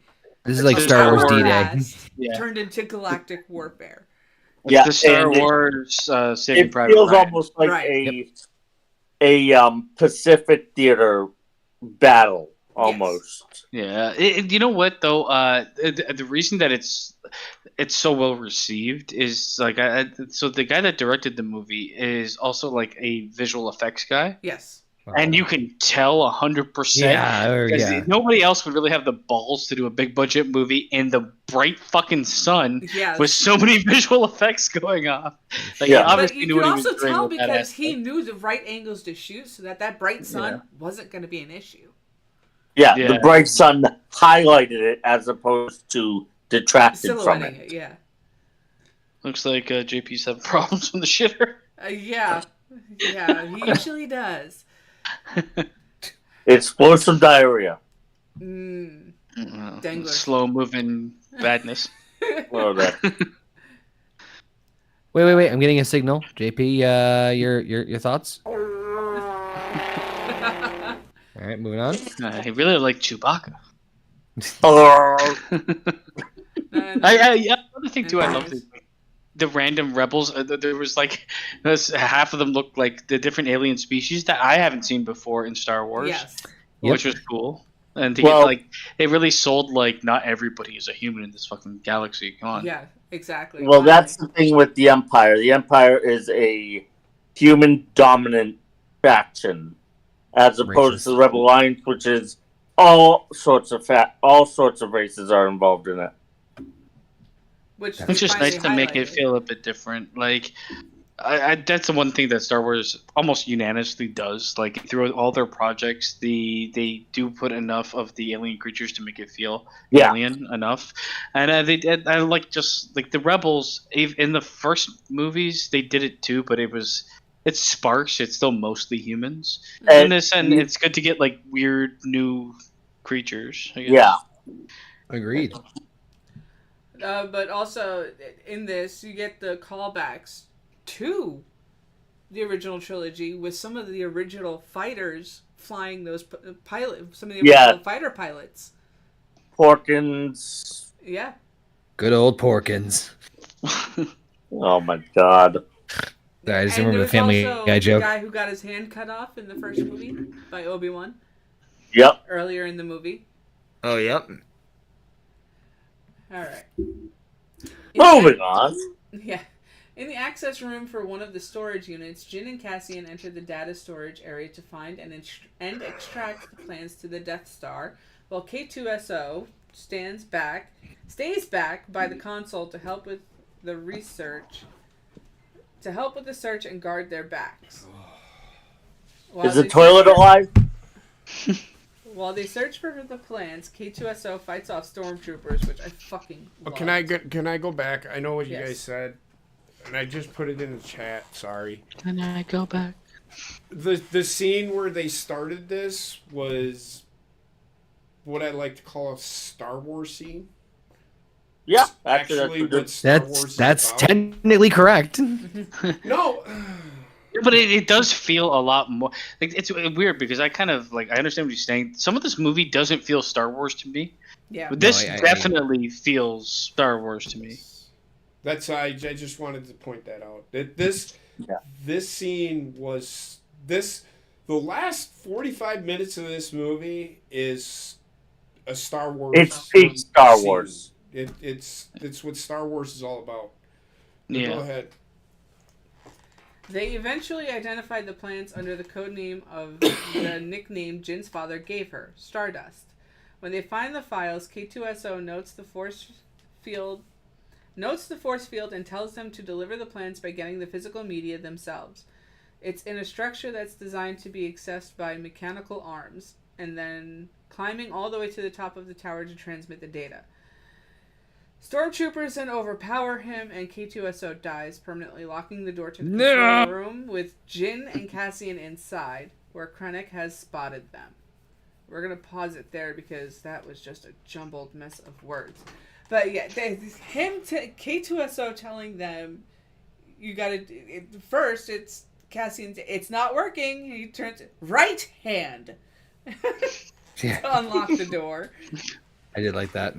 And then as he's telling them to look under structures and archetypes, he doesn't even look, and just as the door's opening, starts shooting.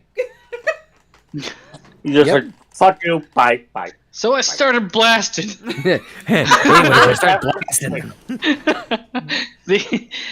Before this even happens, this is another, like, okay, so there's I don't even fucking know his name. Well, I don't know anybody's name in this movie, but Donnie Yen's like Asian, he's true, big brother or whatever. That guy, Baze. Yeah.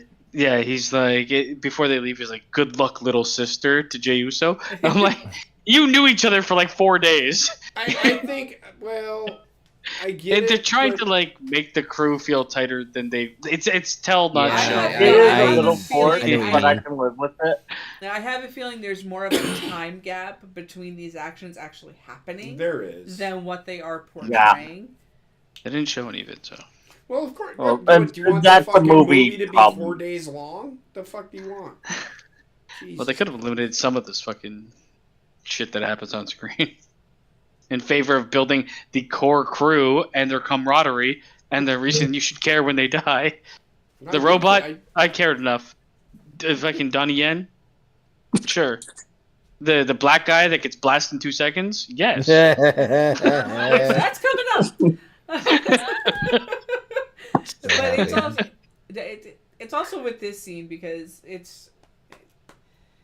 How does one take a fall like that, smashing his back on fucking steel I-beams twice? He hit every I-beam on the way down. Got this. Oh yeah, that too. Fucking walk.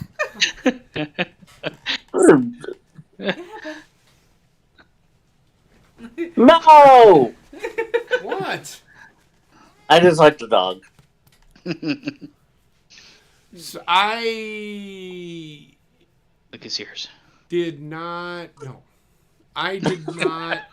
Give me what I want. Yeah, I'm not. We actually. So, Chirrut, there was a in this. There was a speculation as to whether or not Baze and Chirrut were gay.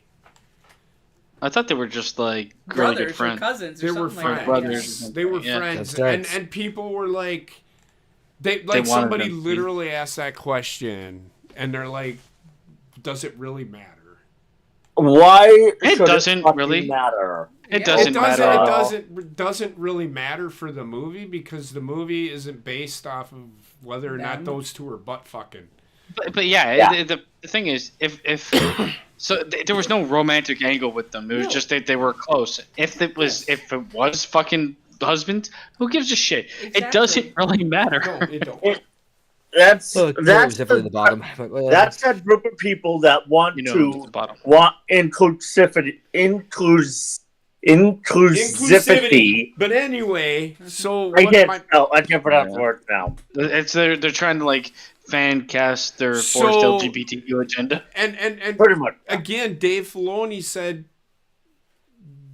if that's what you want them to be, then that's what they are. We Hey didn't man, a really blind tell guy that's you. good with a stick. We didn't really tell you who they were.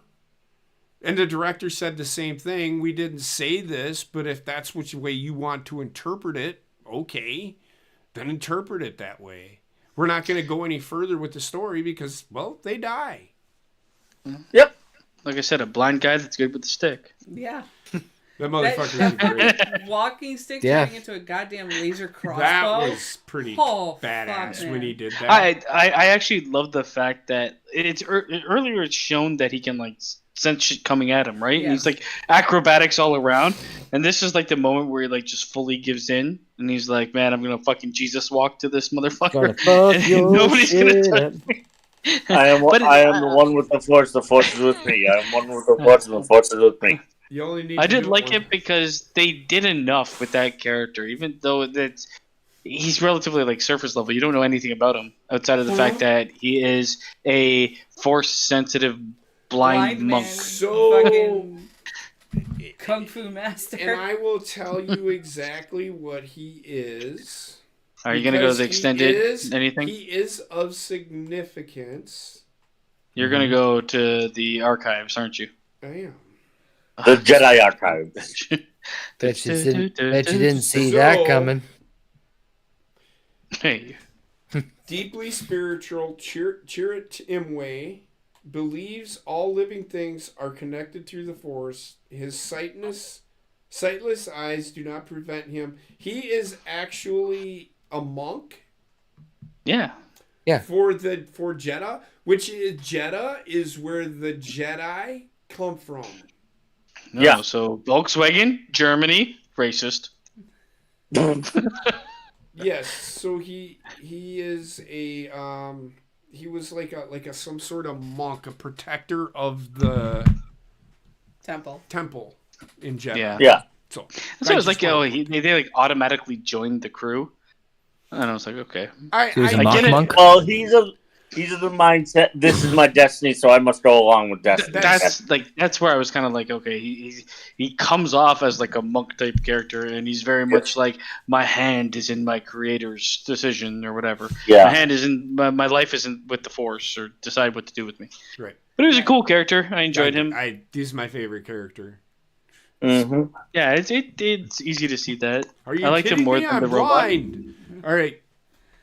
On the outside in the battle, the rebels are able to take down several AT-ATs.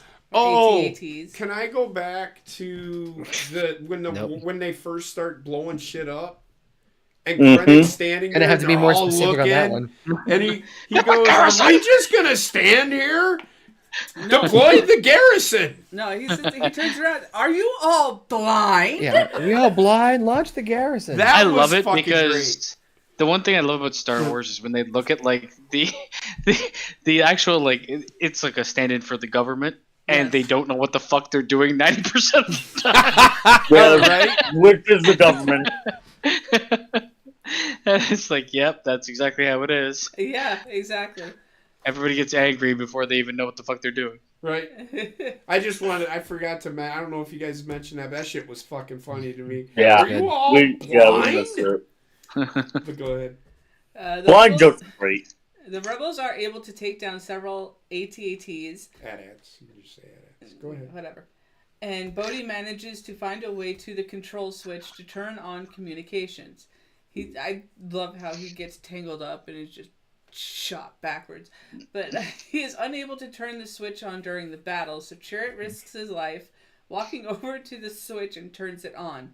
He is, however, shot in the back and dies in Baze's arms, telling him that he will always be one with the Force.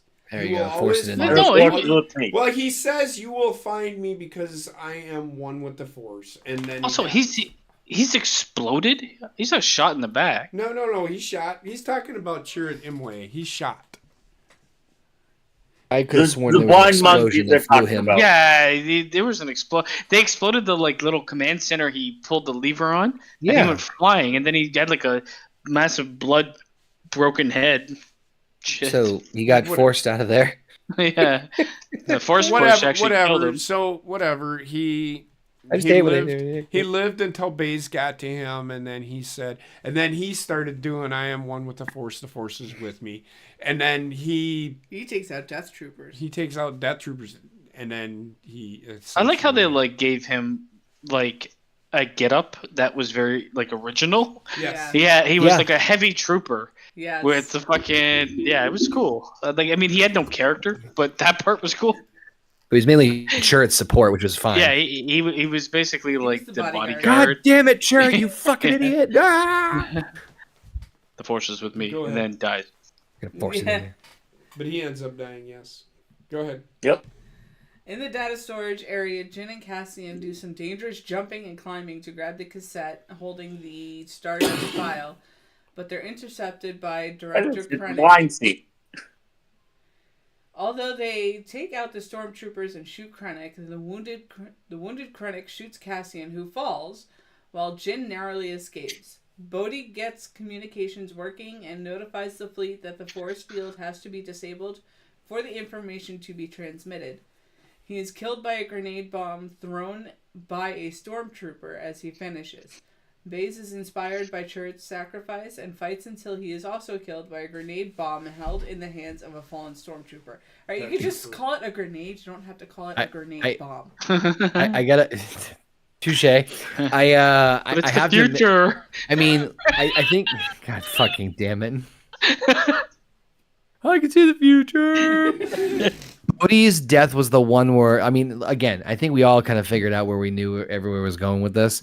But Bodhi's was the one where all right, stand by Rogue One. It's shit. And then that one's, I'm man, at that moment in time, again, I knew they were pretty much all gonna fucking die. But they say at that they all point, die in episode 4, sir. And so at that one, I was just man, Bodhi's was just kind of the bummer where it's he got the message to the fleet, and it's fuck.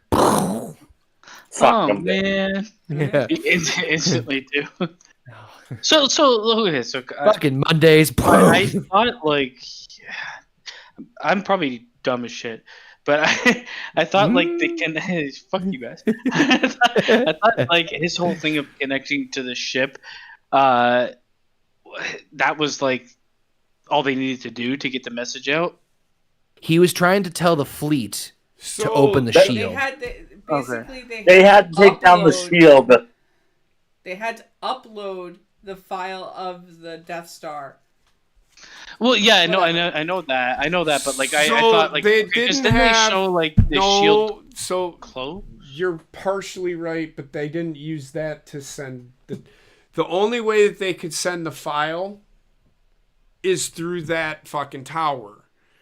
The only way that they were trying to send a message, all they had to do was connect to that. They wanted to send a message. You need to take out the shield. You need to make an opening in the they connected. This is the way to unscramble the rebel fleet's jammers. The only way that they could get that message out was that the physical connection. Yes. Right. Because the file was too big. The file was no, I understand that. I understand most of what happened. It was just my disconnect was what he was doing Yeah, was they to trigger hide- them to where they got like the Death Star to crash into the shield, right? That was what he was or doing. the Star Destroyer. Yeah, Star No, Destroyer. Yeah, when he they was, used the he was Star hide. Destroyer They, to take down the shield. Hold on. Because their Hold on. weapons weren't doing Stop. shit against the Oh shield. my God. Okay. Yeah, they makes sense. they hijacked the Empire's radio signal in order to send the signal through the shield to the rebel saying, "Hey, crash this shit by any means necessary." I was watching this like piecemeal while I was working, so forgive me. Samesies. but like when it happened and then he immediately exploded and died, for some reason I didn't connect what he was doing to the people that then did that whole domino effect to destroy the shield. Right. I was just like, oh, what he did failed, but they somehow So Yeah, then I was like, he oh, was that's pretty literally- lucky to destroy the shield. He was literally just the Yeah. messenger to tell them, look, we got this file, but the only way we can get it to you is if you bring down the shield. Yes. Oh, okay. Yeah, Okay. that's basically the premise of it. Yeah. No, that Okay, is cool. exactly what they needed to do. It wasn't the premise. That is exactly what they needed to do. Well, that's kind of Yep. All right. Anyways. Jin finally makes her way to the top of the tower and sees the command console for transmitting data to the rebels. The console prompts her to recalibrate the antenna, and she does, not knowing that Krennic is headed up. The tower is hit by shots from a duel between Rebel and Empire fighters. No, it was just an No, he was Empire just like fighter. that was kind of weird to me too, because it was like, check him out. It's like they knew Where what she to was, do. Yeah. Yeah, that was So weird they to did me. a reshoot on this because if you remember, sure. the trailer was Was supposed with the TIE fighter was actually right in supposed- front of they- her, They the did TIE a fighter. reshoot. Yeah. They did a reshoot on. Which is why that was like, I'm like, okay, so it's turning and it's obviously aiming at her, like it got info to target the tower. Yeah. What? But I'm watching the movie now. I told you this already. oh yeah, he is. But I got the. It seemed like that person was given the info to target the tower. It was never really relayed in the movie because the bad guy didn't really know what the fuck was going on. Yeah, and it was the too fuck? far away for him to see her moving on the platform. hmm He wasn't. It was a weird, and you're right. You can tell this is like we have to change what we did. Yeah. We'll shoehorn it in if we have to. Yeah. And Jin nearly falls. Jin tries to send the data, but is intercepted by Krennic. He claims that she will die and her rebellion will die with her, but is surprisingly alive, though heavily injured. Cassian appears and shoots Krennic, who falls. So I want to say something real quick. Go ahead. Again, that is not what happened. He didn't. He fell down. Because It's she said, summarization. Krennic says, "Who are you?" Yeah. And she says, "I am Jin." You know Erso. who I am. Do is you what she know said, who yeah. I am? Exactly. You know who I am. I am Jin Erso, daughter of Galen and Lyra Erso. So Yeah. that Bloodline, bitch. this is why I have a problem with IMDb because they just skip over. That's not gonna be. They skip over. But it's It's a important. synopsis. It's Well, important. literally, like when somebody crafts a movie, if they're crafting a good movie, every line is important. So They to skip- like flub it up and make it seem not as important, or just fucking disregard the actual like weight of what's being said, Yeah. it's kind of bullshit. Yeah. They skip over the sides just to tell you, oh, this is what happened in the movie. I know what Yeah, they no- do, but they need to. If somebody's reading it, They're there's not no getting the actual brevity. story at all. Well, this is the importance of actually watching it. Yeah, Right. which I Why, kind you, of agree. why you bother sitting there looking up the synopsis, because that's Which I- everything that this is. This is the synopsis. Which I kind of like because at least let people watch the fucking movie. If you give everything away in fucking like 2 pages of paragraphs of this is exactly what happens, this is exactly what they say, then you're kind of undermining the actual fucking thing that was. Yeah, Well, I get it. I mean, but don't just say like what they said. That's not what happened. And I'm not saying give it away, but kind of give it. Away. But also the way they say like No. he falls, it sounds like he falls off the fucking platform. No, All he does is fall to the ground. But the way that they worded it is like after he gets shot, he falls. I think I'm like- they mean he dies, not, and they just Yeah. didn't want to use the word Yeah. dies. But he But, doesn't die. right? language they used was poor. Yeah. He becomes unalive. No, Krennic sees. Wait, are we talking Krennic or? Yes. No, he dies at the end with everybody he's else. still alive. There, He's dude. still alive. Yeah, that's where we're at. They're at the That's top why they're of like, the he- tower now. So Cassian No, he stays shoots- alive after that. He gets shot and he comes back to life, does he not? He No. looks up. Yes, he looks up and Yeah, sees the he's- fucking explosion. Right, Yeah, he right. gets killed by but the explosion. he does, but he doesn't die. But he does like pass What the out fuck? from being shot. Yeah, Yeah. well, he gets shot and he falls. That's He what we were wakes just up. saying. He wakes up Yes. and looks. He wakes up and he looks, and then he Yes. sees, "Oh fuck, I'm screwed." Yes, that's And what we now- were literally just saying. I okay, understand so I that. question to you guys. He question to doesn't you guys. die. So when he says who falls, doesn't mean that he died. He literally falls down. You literally just changed this. Never mind. Continue. What were Moving you on. saying, Basement? All they could have said is he got shot. Question for you guys: when it comes to like, and we're pretty much there. I guess I can go ahead and finish the fucking synopsis. Yeah, there's not This much time, left that's to when it. we come Above the planet, the rebel fleet engages several Imperial Star destroyers. When one is disabled, Admiral Radis orders a Corvair Hammerhead. Wow. Hammerhead Corvette. They call me Corvette. Head Hammer. It's a Corvette, he said. See, Yeah. again, they Cor- said it wrong. To force the ship into another Star Destroyer, which plummets into the gate, deactivating the shield, allowing transmissions off the And planet. there you go. Bad fucking ass. I Yes. loved everything about that. Oh yeah, I It's love that. very I Star love like Warsy. finally you do something other than just shoot at it. Let's headbutt the damn thing.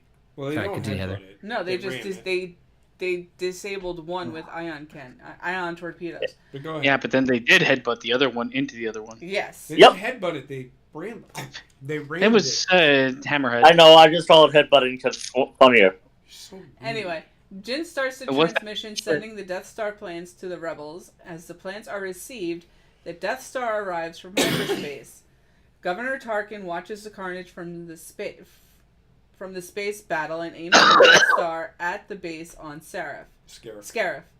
While Scarif is about to be destroyed, the rebel fleet retreats to note the sacrifice of the Rogue One. Jin and Cassian, having transmitted the plans, hold hands and embrace on the beach as the beam obliterates them and the facility. On board Radis' ship, the rebels frantically copy the plans to a data card. The ship is boarded by Darth Vader himself, who ignites his lightsaber and effortlessly wades through a squad of rebels trying to stop him, deflecting blaster bolts and using the Force to shove them aside. The plans are passed to another rebel soldier behind a jammed hatch. As the last of the squad are massacred, a smaller ship, Tantive 4, is launched and speeds away while Vader looks on. On the Tantive 4, the data card is brought to the bridge by Captain Ramus Antilles, where a familiar figure clad in white receives it, a young Princess Leia. When asked what was sent, the princess only smiles and answers, "Hope." Tantive 4 jumps into hyperspace. Now, Carrie Fisher did do the voice because for her. They took the voice from her, and she only had to say one line. I was about to say, it's one she word. did It's only one word. Yeah. Yeah, she did say that in, I Yes. think, A New Hope. You're on A New Hope. That's Real quick on just a previous note here.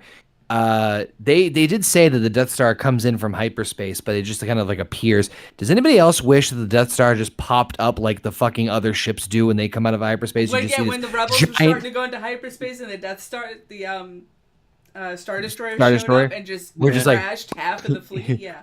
But I imagine want just all to of a see the sudden. Death Star move. Just That's what I'm better. saying. I'm like, I've never seen that Pops before. up, it's a fucking just moon. like, man, what the fuck is that thing? so the Death The Star. one thing- the Death Star can go at the speed of light. Right, Yes, but we it never can. see it. That's my The one point. I thing would love I to see really that. liked- It's okay. The one thing I really liked in this is like as they're trying to escape, and most of them are going into hyperspeed. There's one that I think hits hyperspeed too late Yeah. and just explodes on the Star Destroyer. I'm like, yes, beautiful. Give me that. But I would have loved to have seen the fucking hyperspace of a fucking thing the goddamn size of a goddamn moon. I feel like, okay, if you can make something the size of a moon, does it need to shoot a laser? Just fucking warp speed it into a planet. But then you're destroying. You run the risk of destroying the ship then too. You hammerhead us, we Yeah, well, hammerhead that's what the ship is made for. It's actually not.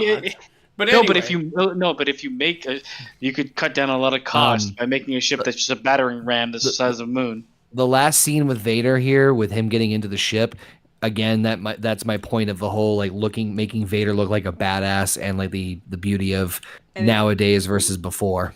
And it wasn't even just him igniting it. You heard his breathing. It's a horror movie. Horror movie. This is very much like Aliens. Jason, I got Jason Voorhees vibes. Well, I'm going to say this: when I didn't know what was going to happen. Because you saw it in the theater. I saw it in the theater. I didn't even get the spoilers. I didn't know Darth Vader. I'm in the same boat as you. Each time Darth Vader showed up in this movie, people fucking lost their shit in the movie. But that's because like that's Star Wars. Star Wars is. And it was fandom. for fan service, and I understand it. But I came in my pants during it. I fucking went, holy shit, we're actually going to get to see fucking an older Darth Vader actually fight. Yeah. Not in a cartoon. Honestly, it's fan service, and it doesn't necessarily need to be in this movie, but it's needed for me. Like, you need to see how, like, especially after the prequels, you need to see how much of a force this man was. Yes. Which is why he needs to be in the movie. Son of a bitch. I mean, I don't know. Like, this scene with Vader in the hallway, he needed to be in the final scene here. But this hallway scene is the fan service aspect of him mowing down people. But this was also like the era of like hallway scenes in TV shows and movies. And if you don't know what I'm talking about, the hallway fight scene became like super famous after Old Boy, the like fucking original movie. And you also had the one from Inception too. Yeah, well, they all copied that movie. So I'm going to say this, back to again. I didn't know that Darth Vader was going to that they were going to do this final scene with Darth Vader. When I heard the breathing, I usually don't jump out of my chair, but I was standing up for the end of this. I wanted to see what they were going to fucking do with it, and what they did with it was perfect. Down in front. I wasn't in front. I was sitting in the back. He always gets the last row. I can't. Oh man, yes, you're right. Last row is where it's at. Okay, so I fucking loved this. What they did with this was perfect because, like Connor said, it showed how badass he really was. I'm gonna make a little point here, though. Mm-hmm. He's not just badass; he's extremely theatrical because there's no air in space. But his was flowing. Yeah. Oh, I was like, should I write that down? No, that's a I get that. I'm not gonna fucking lie to you. I totally understand what you're saying. He went full on, yes, queen. It's like we need that shit to flap. Because the Darth Vader hissing is a iconic movie sound. No, it's when at the end he's at the edge of the fucking thing in space, and his fucking cape is flapping in the wind. Like he's standing on a cliff, like getting ready to. It's Homelander. But you know, I'm like, I was like, to do that. They didn't need to do that. I actually feel like he would look imposing without it moving. Yeah, yes. I do. I think he would be more imposing because now he looks like a pretty princess. Yeah, it was weird, but I was like, however, what they did with him was badass. Like the way that he killed those fucking those people was fucking perfect. Yeah, this is the kind of shit I wish we had in the original trilogy more of. Like, it's not that they don't try. It's the level of like this shit wasn't in movies back then. Yeah. And it also This level of like showed- choreography and the ease of showing force powers, Yeah. like it But would have if been you done like it was look- done then, If you which was look- like someone acting they were getting hurt. But if you look at him, his movements, There's they not a weren't. wasted They weren't. movement. They weren't like Anakin Skywalker movements. Like No, like but they he's were the robot he methodical. become. They were Yeah. methodical, but yet he was moving quickly, and he was moving his lightsaber quickly, which hurts. The one thing they show the next people movie. is like he does become like he goes from like this acrobatic dickhead to like Jason. Yeah. Like he becomes a slow moving unstoppable force, which is way more terrifying than a guy doing cartwheels around you. correct. So it was a very good change for them. I thought the scene was yes, it's fan service, but it's fucking if you're a Star Wars fan, if you're a Star Wars fan or just like things, you're gonna absolutely love this scene. It's in the same vein of the fight scene between Obi-Wan and Vader in Kenobi. Yeah. Yeah, it's just very- This and the fight scene in Episode 3, which isn't which is probably the best lightsaber fight scene ever in a Star Wars movie. So for all the faults that I think like Star Wars as a franchise has, the one thing that they've really done very well is Darth Vader. Yeah. They have made him better with all the additional source material. Yep. And he might be the only character that they made better with all the source material. For me. Mm-hmm. Maybe no. Obi-Wan Kenobi. Sorry. He's one of them too. Well, as far as a bad guy, Darth Vader is hands down probably the greatest bad guy. He's better than Thanos. But it's also he's the face of a franchise. Yeah. Yeah. Thanos is not, I wouldn't say. Fucking Baron Zemo was better than Thanos. I really like Thanos, but Thanos, they killed him. Like, not only did they kill him in the second, they killed his character. He also in the changed second his movie. character. Yeah, which killed everything that And was then intriguing they about him. further assassinated his character with what I But So, yeah, the question. Sorry, go ahead, JP. I was just gonna say I loved that scene. This made the movie for me because it's what I wanted to see. This scene made the movie that much better for me. But it's the like movie, I guess I wanted this story. I wanted this story to be told, and it needed to be told. I don't care. We already know what happens, but we don't know how it happened. Oh, that is what this movie was about. it's what the prequels tried to do, but didn't do it very well. I kind of said this a little bit this at the beginning, but like you talk about a movie that had very like, for lack of a better description, margin of parameters that they had to navigate through as far as a story, like narrative. This might be one of, and I'm not just talking Star Wars, I'm talking like any movie or medium that has like a prequel or like some sort of bullshit like prequel spin-off TV shows or that. This might be one of the best examples of how to do it right.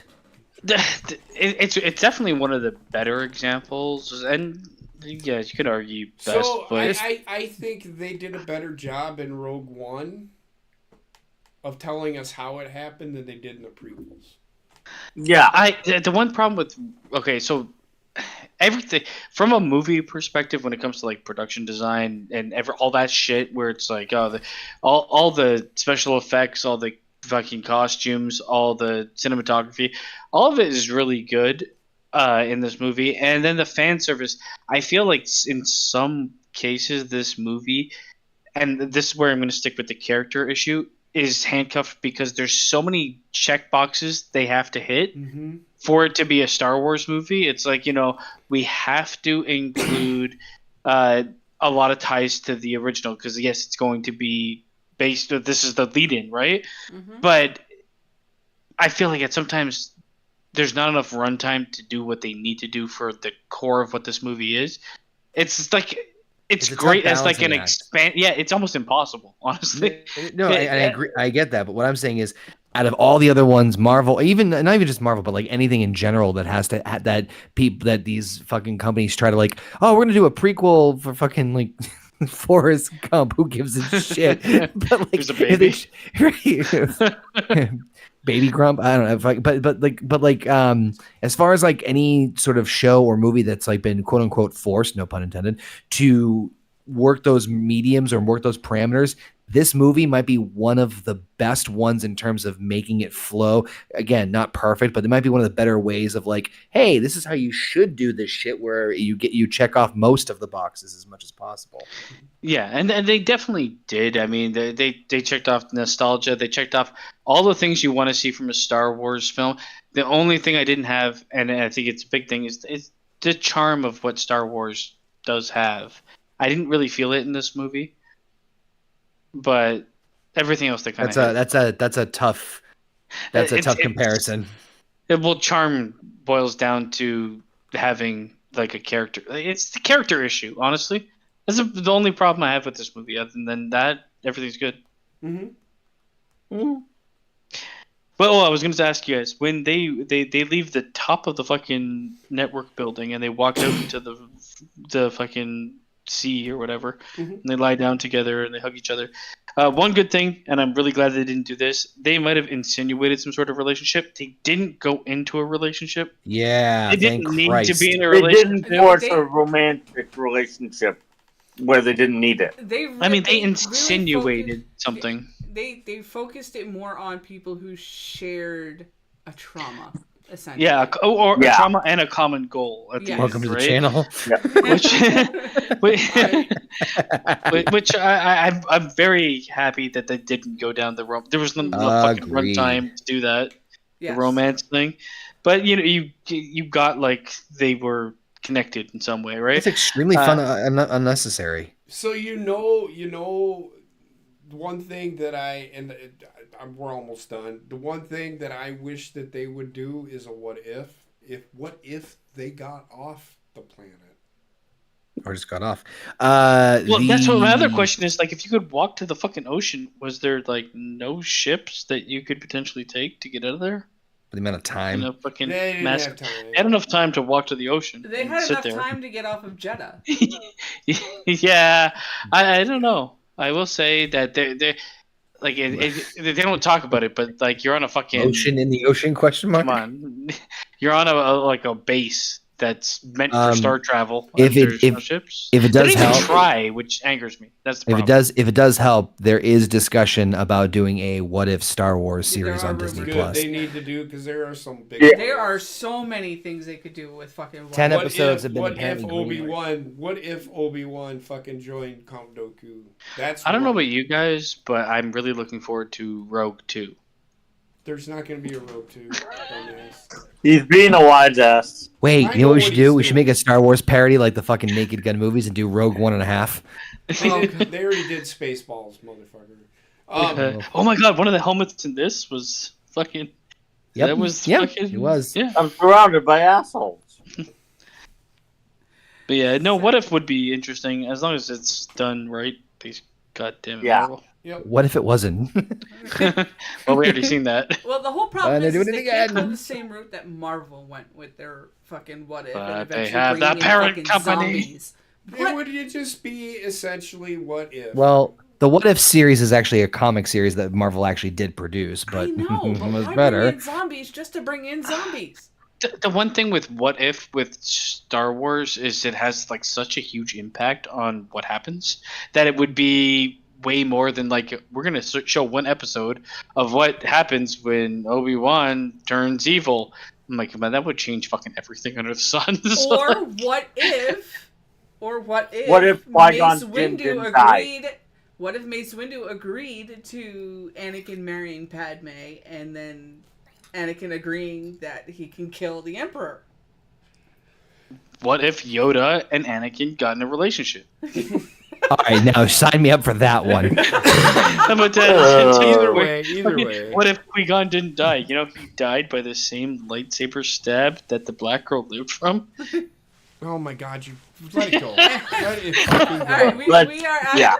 we are at the point of the stream where everybody gives final thoughts and their ratings for the movie. So this week we will start with Tim. Okay, yay. Oh God. As I said at the start, I heard that, JP. I'm not deaf. As I said at the start, as a standalone Star Wars movie, this was the better of the two. I liked the fan service in it, truthfully, but I always like fan service. It's not that hard to get me going with fan service. Shut up. The characters could have been fleshed out more, as we've already established. Yes, it would have been so much better as a Disney Plus show, but this is before they started doing all these Disney Plus shows. Also, you got to remember that too. No. Yeah. I mean, it was before, but it wasn't 2016. too far Clone before. Wars. They did Clone Wars. Oh yeah, But That wasn't Disney Plus. That was Cartoon Network. Disney wasn't a thing yet. What? Disney Plus Plus wasn't wasn't a thing yet. I get that, but I know what he meant. My point is they had done things like that. They could have still done it. It didn't have to be a Disney Plus thing. But go ahead. And knowing what we know now, they fleshed out the Cassian Andor character more. Did they? At the time, he felt a little bland. At the time. No, he's still fucking bland as fuck to me. Yeah, I had a hard time getting through that show anyways myself. I liked it. It was okay. I'm not gonna. Could have already watched it because I'm like, are we gonna watch Andor after this? Considering what happened. You kind of No. You kind of do because. With that being said, casting's always good. With Star Wars, always does well with the casting. Then there goes that ship that just got destroyed by Vader's Death Star, or Star Destroyer flying in, and the robot and Johnny. I can't remember his last name. Utah. Those two are the best characters in the movie, though. Oh, Donnie Yen. That being said, I'm giving it an 8.5. Oh my God. Oh wow! All right. That's high really even good. for me. That's real high high. for me. Yeah, but I'm Star Wars junkie, so. So am I. I ain't gonna. All right, and as much as I would love to stay here for the rest, I have to get some sleep because I have to work in the morning. That's fine. We'll see you All right. later. Samesies. See how Night, Have a good Timo. night, man. Wednesday. May the Force be with you. Force it in there. Well, of course, the force is with me. Oh my I'm God. gonna watch you sleep.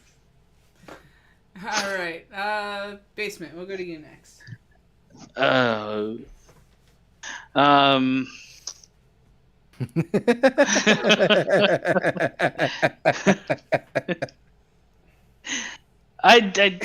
It's still a good movie, but I think the most important thing that they need to do, they didn't do for this one. I mean, okay, second most important. The most important thing to make this actual movie, because yes, they did tell the story that needed to be told.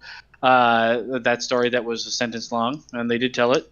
They did tell it really good, but the characters didn't really hit for me.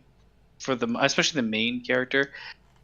I think it boils down to I watched this movie and I actually had more fun watching Solo than I did this movie. Whoa. Which is no fun because one is a much more fun movie.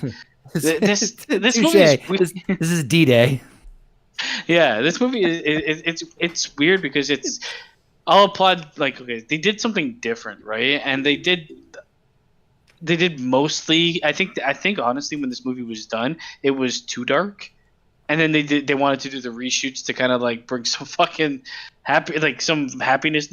It's Disney, so they're gonna look to do the Marvel formula to an extent, right? Yeah. They shot a fucking pretty dark movie, and then they infused a bunch of the small comedy bits, which is fine, but it almost felt like where the comedy bits were and where the seriousness was, like every scene felt like not connected to each other for me in terms of like how you're supposed to feel. I didn't get like a through line of emotional control from this movie. And then at the end, obviously half the characters didn't care that died. What's great about this movie is it does flesh out an important moment in Star Wars, and they do it well. It's shot really well. all of the CGI is probably the best. I think maybe one of the best in Star Wars. It might. It's probably on par with Episode 7. Yeah, which I think is one of the best too. Kenobi. A great combination of like practical and CGI. The characters are okay enough. I don't like the CGI people. What are you talking about? Personal preference. I did not like them. What are you talking about? But overall, it's solid. I would never give it an 8.5. Even when I first watched it, I was like, that was probably one of the better Star Wars movies I've seen. Originally, I'd probably give it an 8. Now, I'll give it a 7. Okay. Connor? 10 out of 10. So I really enjoyed this. This is my first go around. This was a breath of fresh air, kind of mimicking a lot of the same reasons why I liked it so much. There are negatives. I do see Basement's point about the character development or whatnot. But that being said, that did not hinder my experience in the movie. Like I said, for me, as a kid growing up with the original trilogy, I didn't give too much of a shit about the Rebels versus the Empire. It was more like in the background for me, and it was all about the Jedis and Luke and all that stuff. And this movie made me really like kind of more interested of like, oh, okay, there is more to this, and there's a shit ton more that we could really get into. And I think there were a lot of cool moments in the battles, especially the fucking Star Destroyers fucking bumping into each other was pretty badass. Still wish we could have seen the Death Star go at light speed. Just fucking funny, the thing the size of the moon just flying through space. Anyway, I think the characters were well. I think the actors were very well performed. I really just enjoyed this ride. I thought it was fun. So I'm actually going to go a little higher than Basement. I'm going to go with 7.5 on this one for me. This was, I do agree. I think it was better than Solo. I get Basement's point about being more fun because this was more like D-Day. I'm one with the Force and the Force is with me. Some fun characters. I do wish, for no other reason, I do wish this was a Disney Plus show. Not because this is bad by any stretch of the imagination, but I would love to see more done with the characters, like, and getting into them fleshed out a little bit more. But yeah, give me 7.5 for sure. This was a wonderful gem. Okay. I myself agree. When it comes down to it, yes, having it be a Disney Plus series instead of a movie would have made more sense because they would have been allotted a lot more time for this and for this story.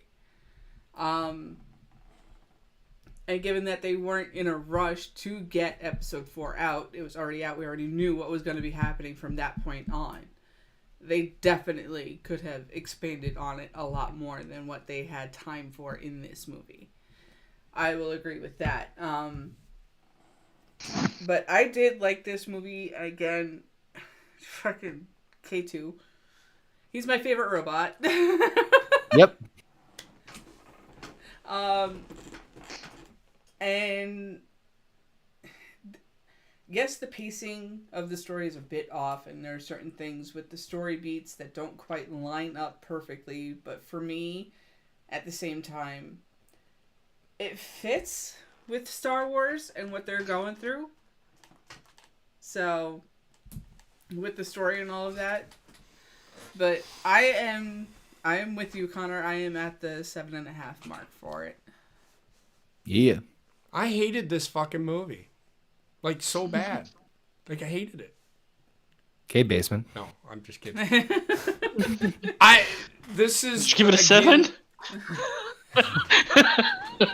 Fucking hated this movie so bad. Fucking Krennic was a fucking douchebag. No. Like I said at the beginning of this whole thing with this movie, it was done for the fans. The hardcore fans of Star Wars. And yes, you do need to understand the lore and what's going on. If you don't know what's going on, you're going to be kind of lost. You kind of need to see the trilogy in order to, the prequels in order to, the crawl in order to understand what the fuck is going on. Give me that crawl. This could have saved the whole movie. It was just if they did the fucking crawl. Yeah, it was a one sentence. That's what they based this movie off of. That's what it was. But the character development, I still think, was good enough for me. I'm not going to say it was perfect by any stretch of the imagination. This definitely was not a 10 out of 10. It definitely wasn't an 8.5 out of 10. I enjoyed this movie for what it was because I kind of already knew the story to the effect of this is the story of those rebels that took down and got the plans. That's what I was looking forward to. I've seen this movie 8 times, maybe even more, and it's better every time. Because I pick up on things. The subtle nuances. I pick up on little things with Star Wars. I His even dick? pick up on little things within the all of the movies. Even, the cartoons and stuff. But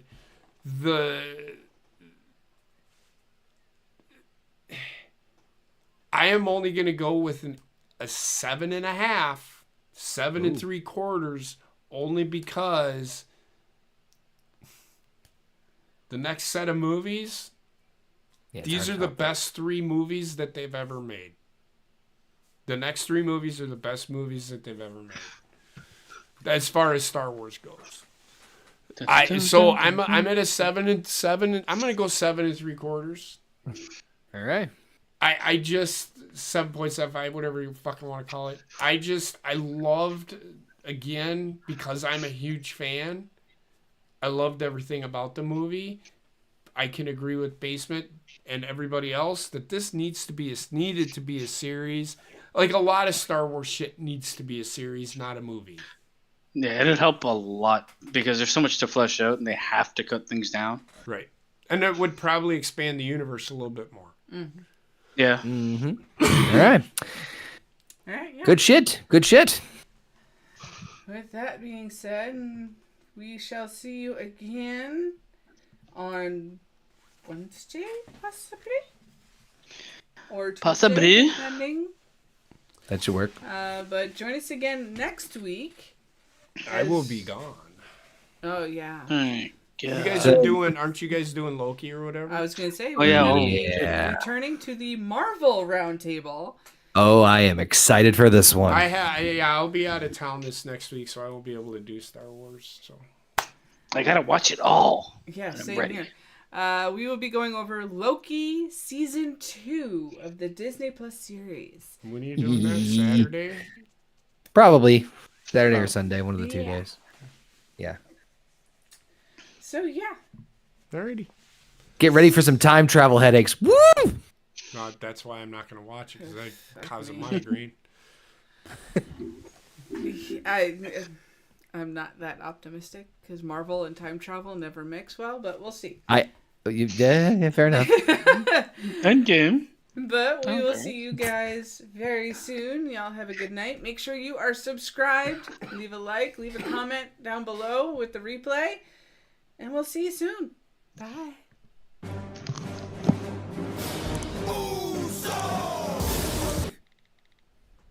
Bloodline.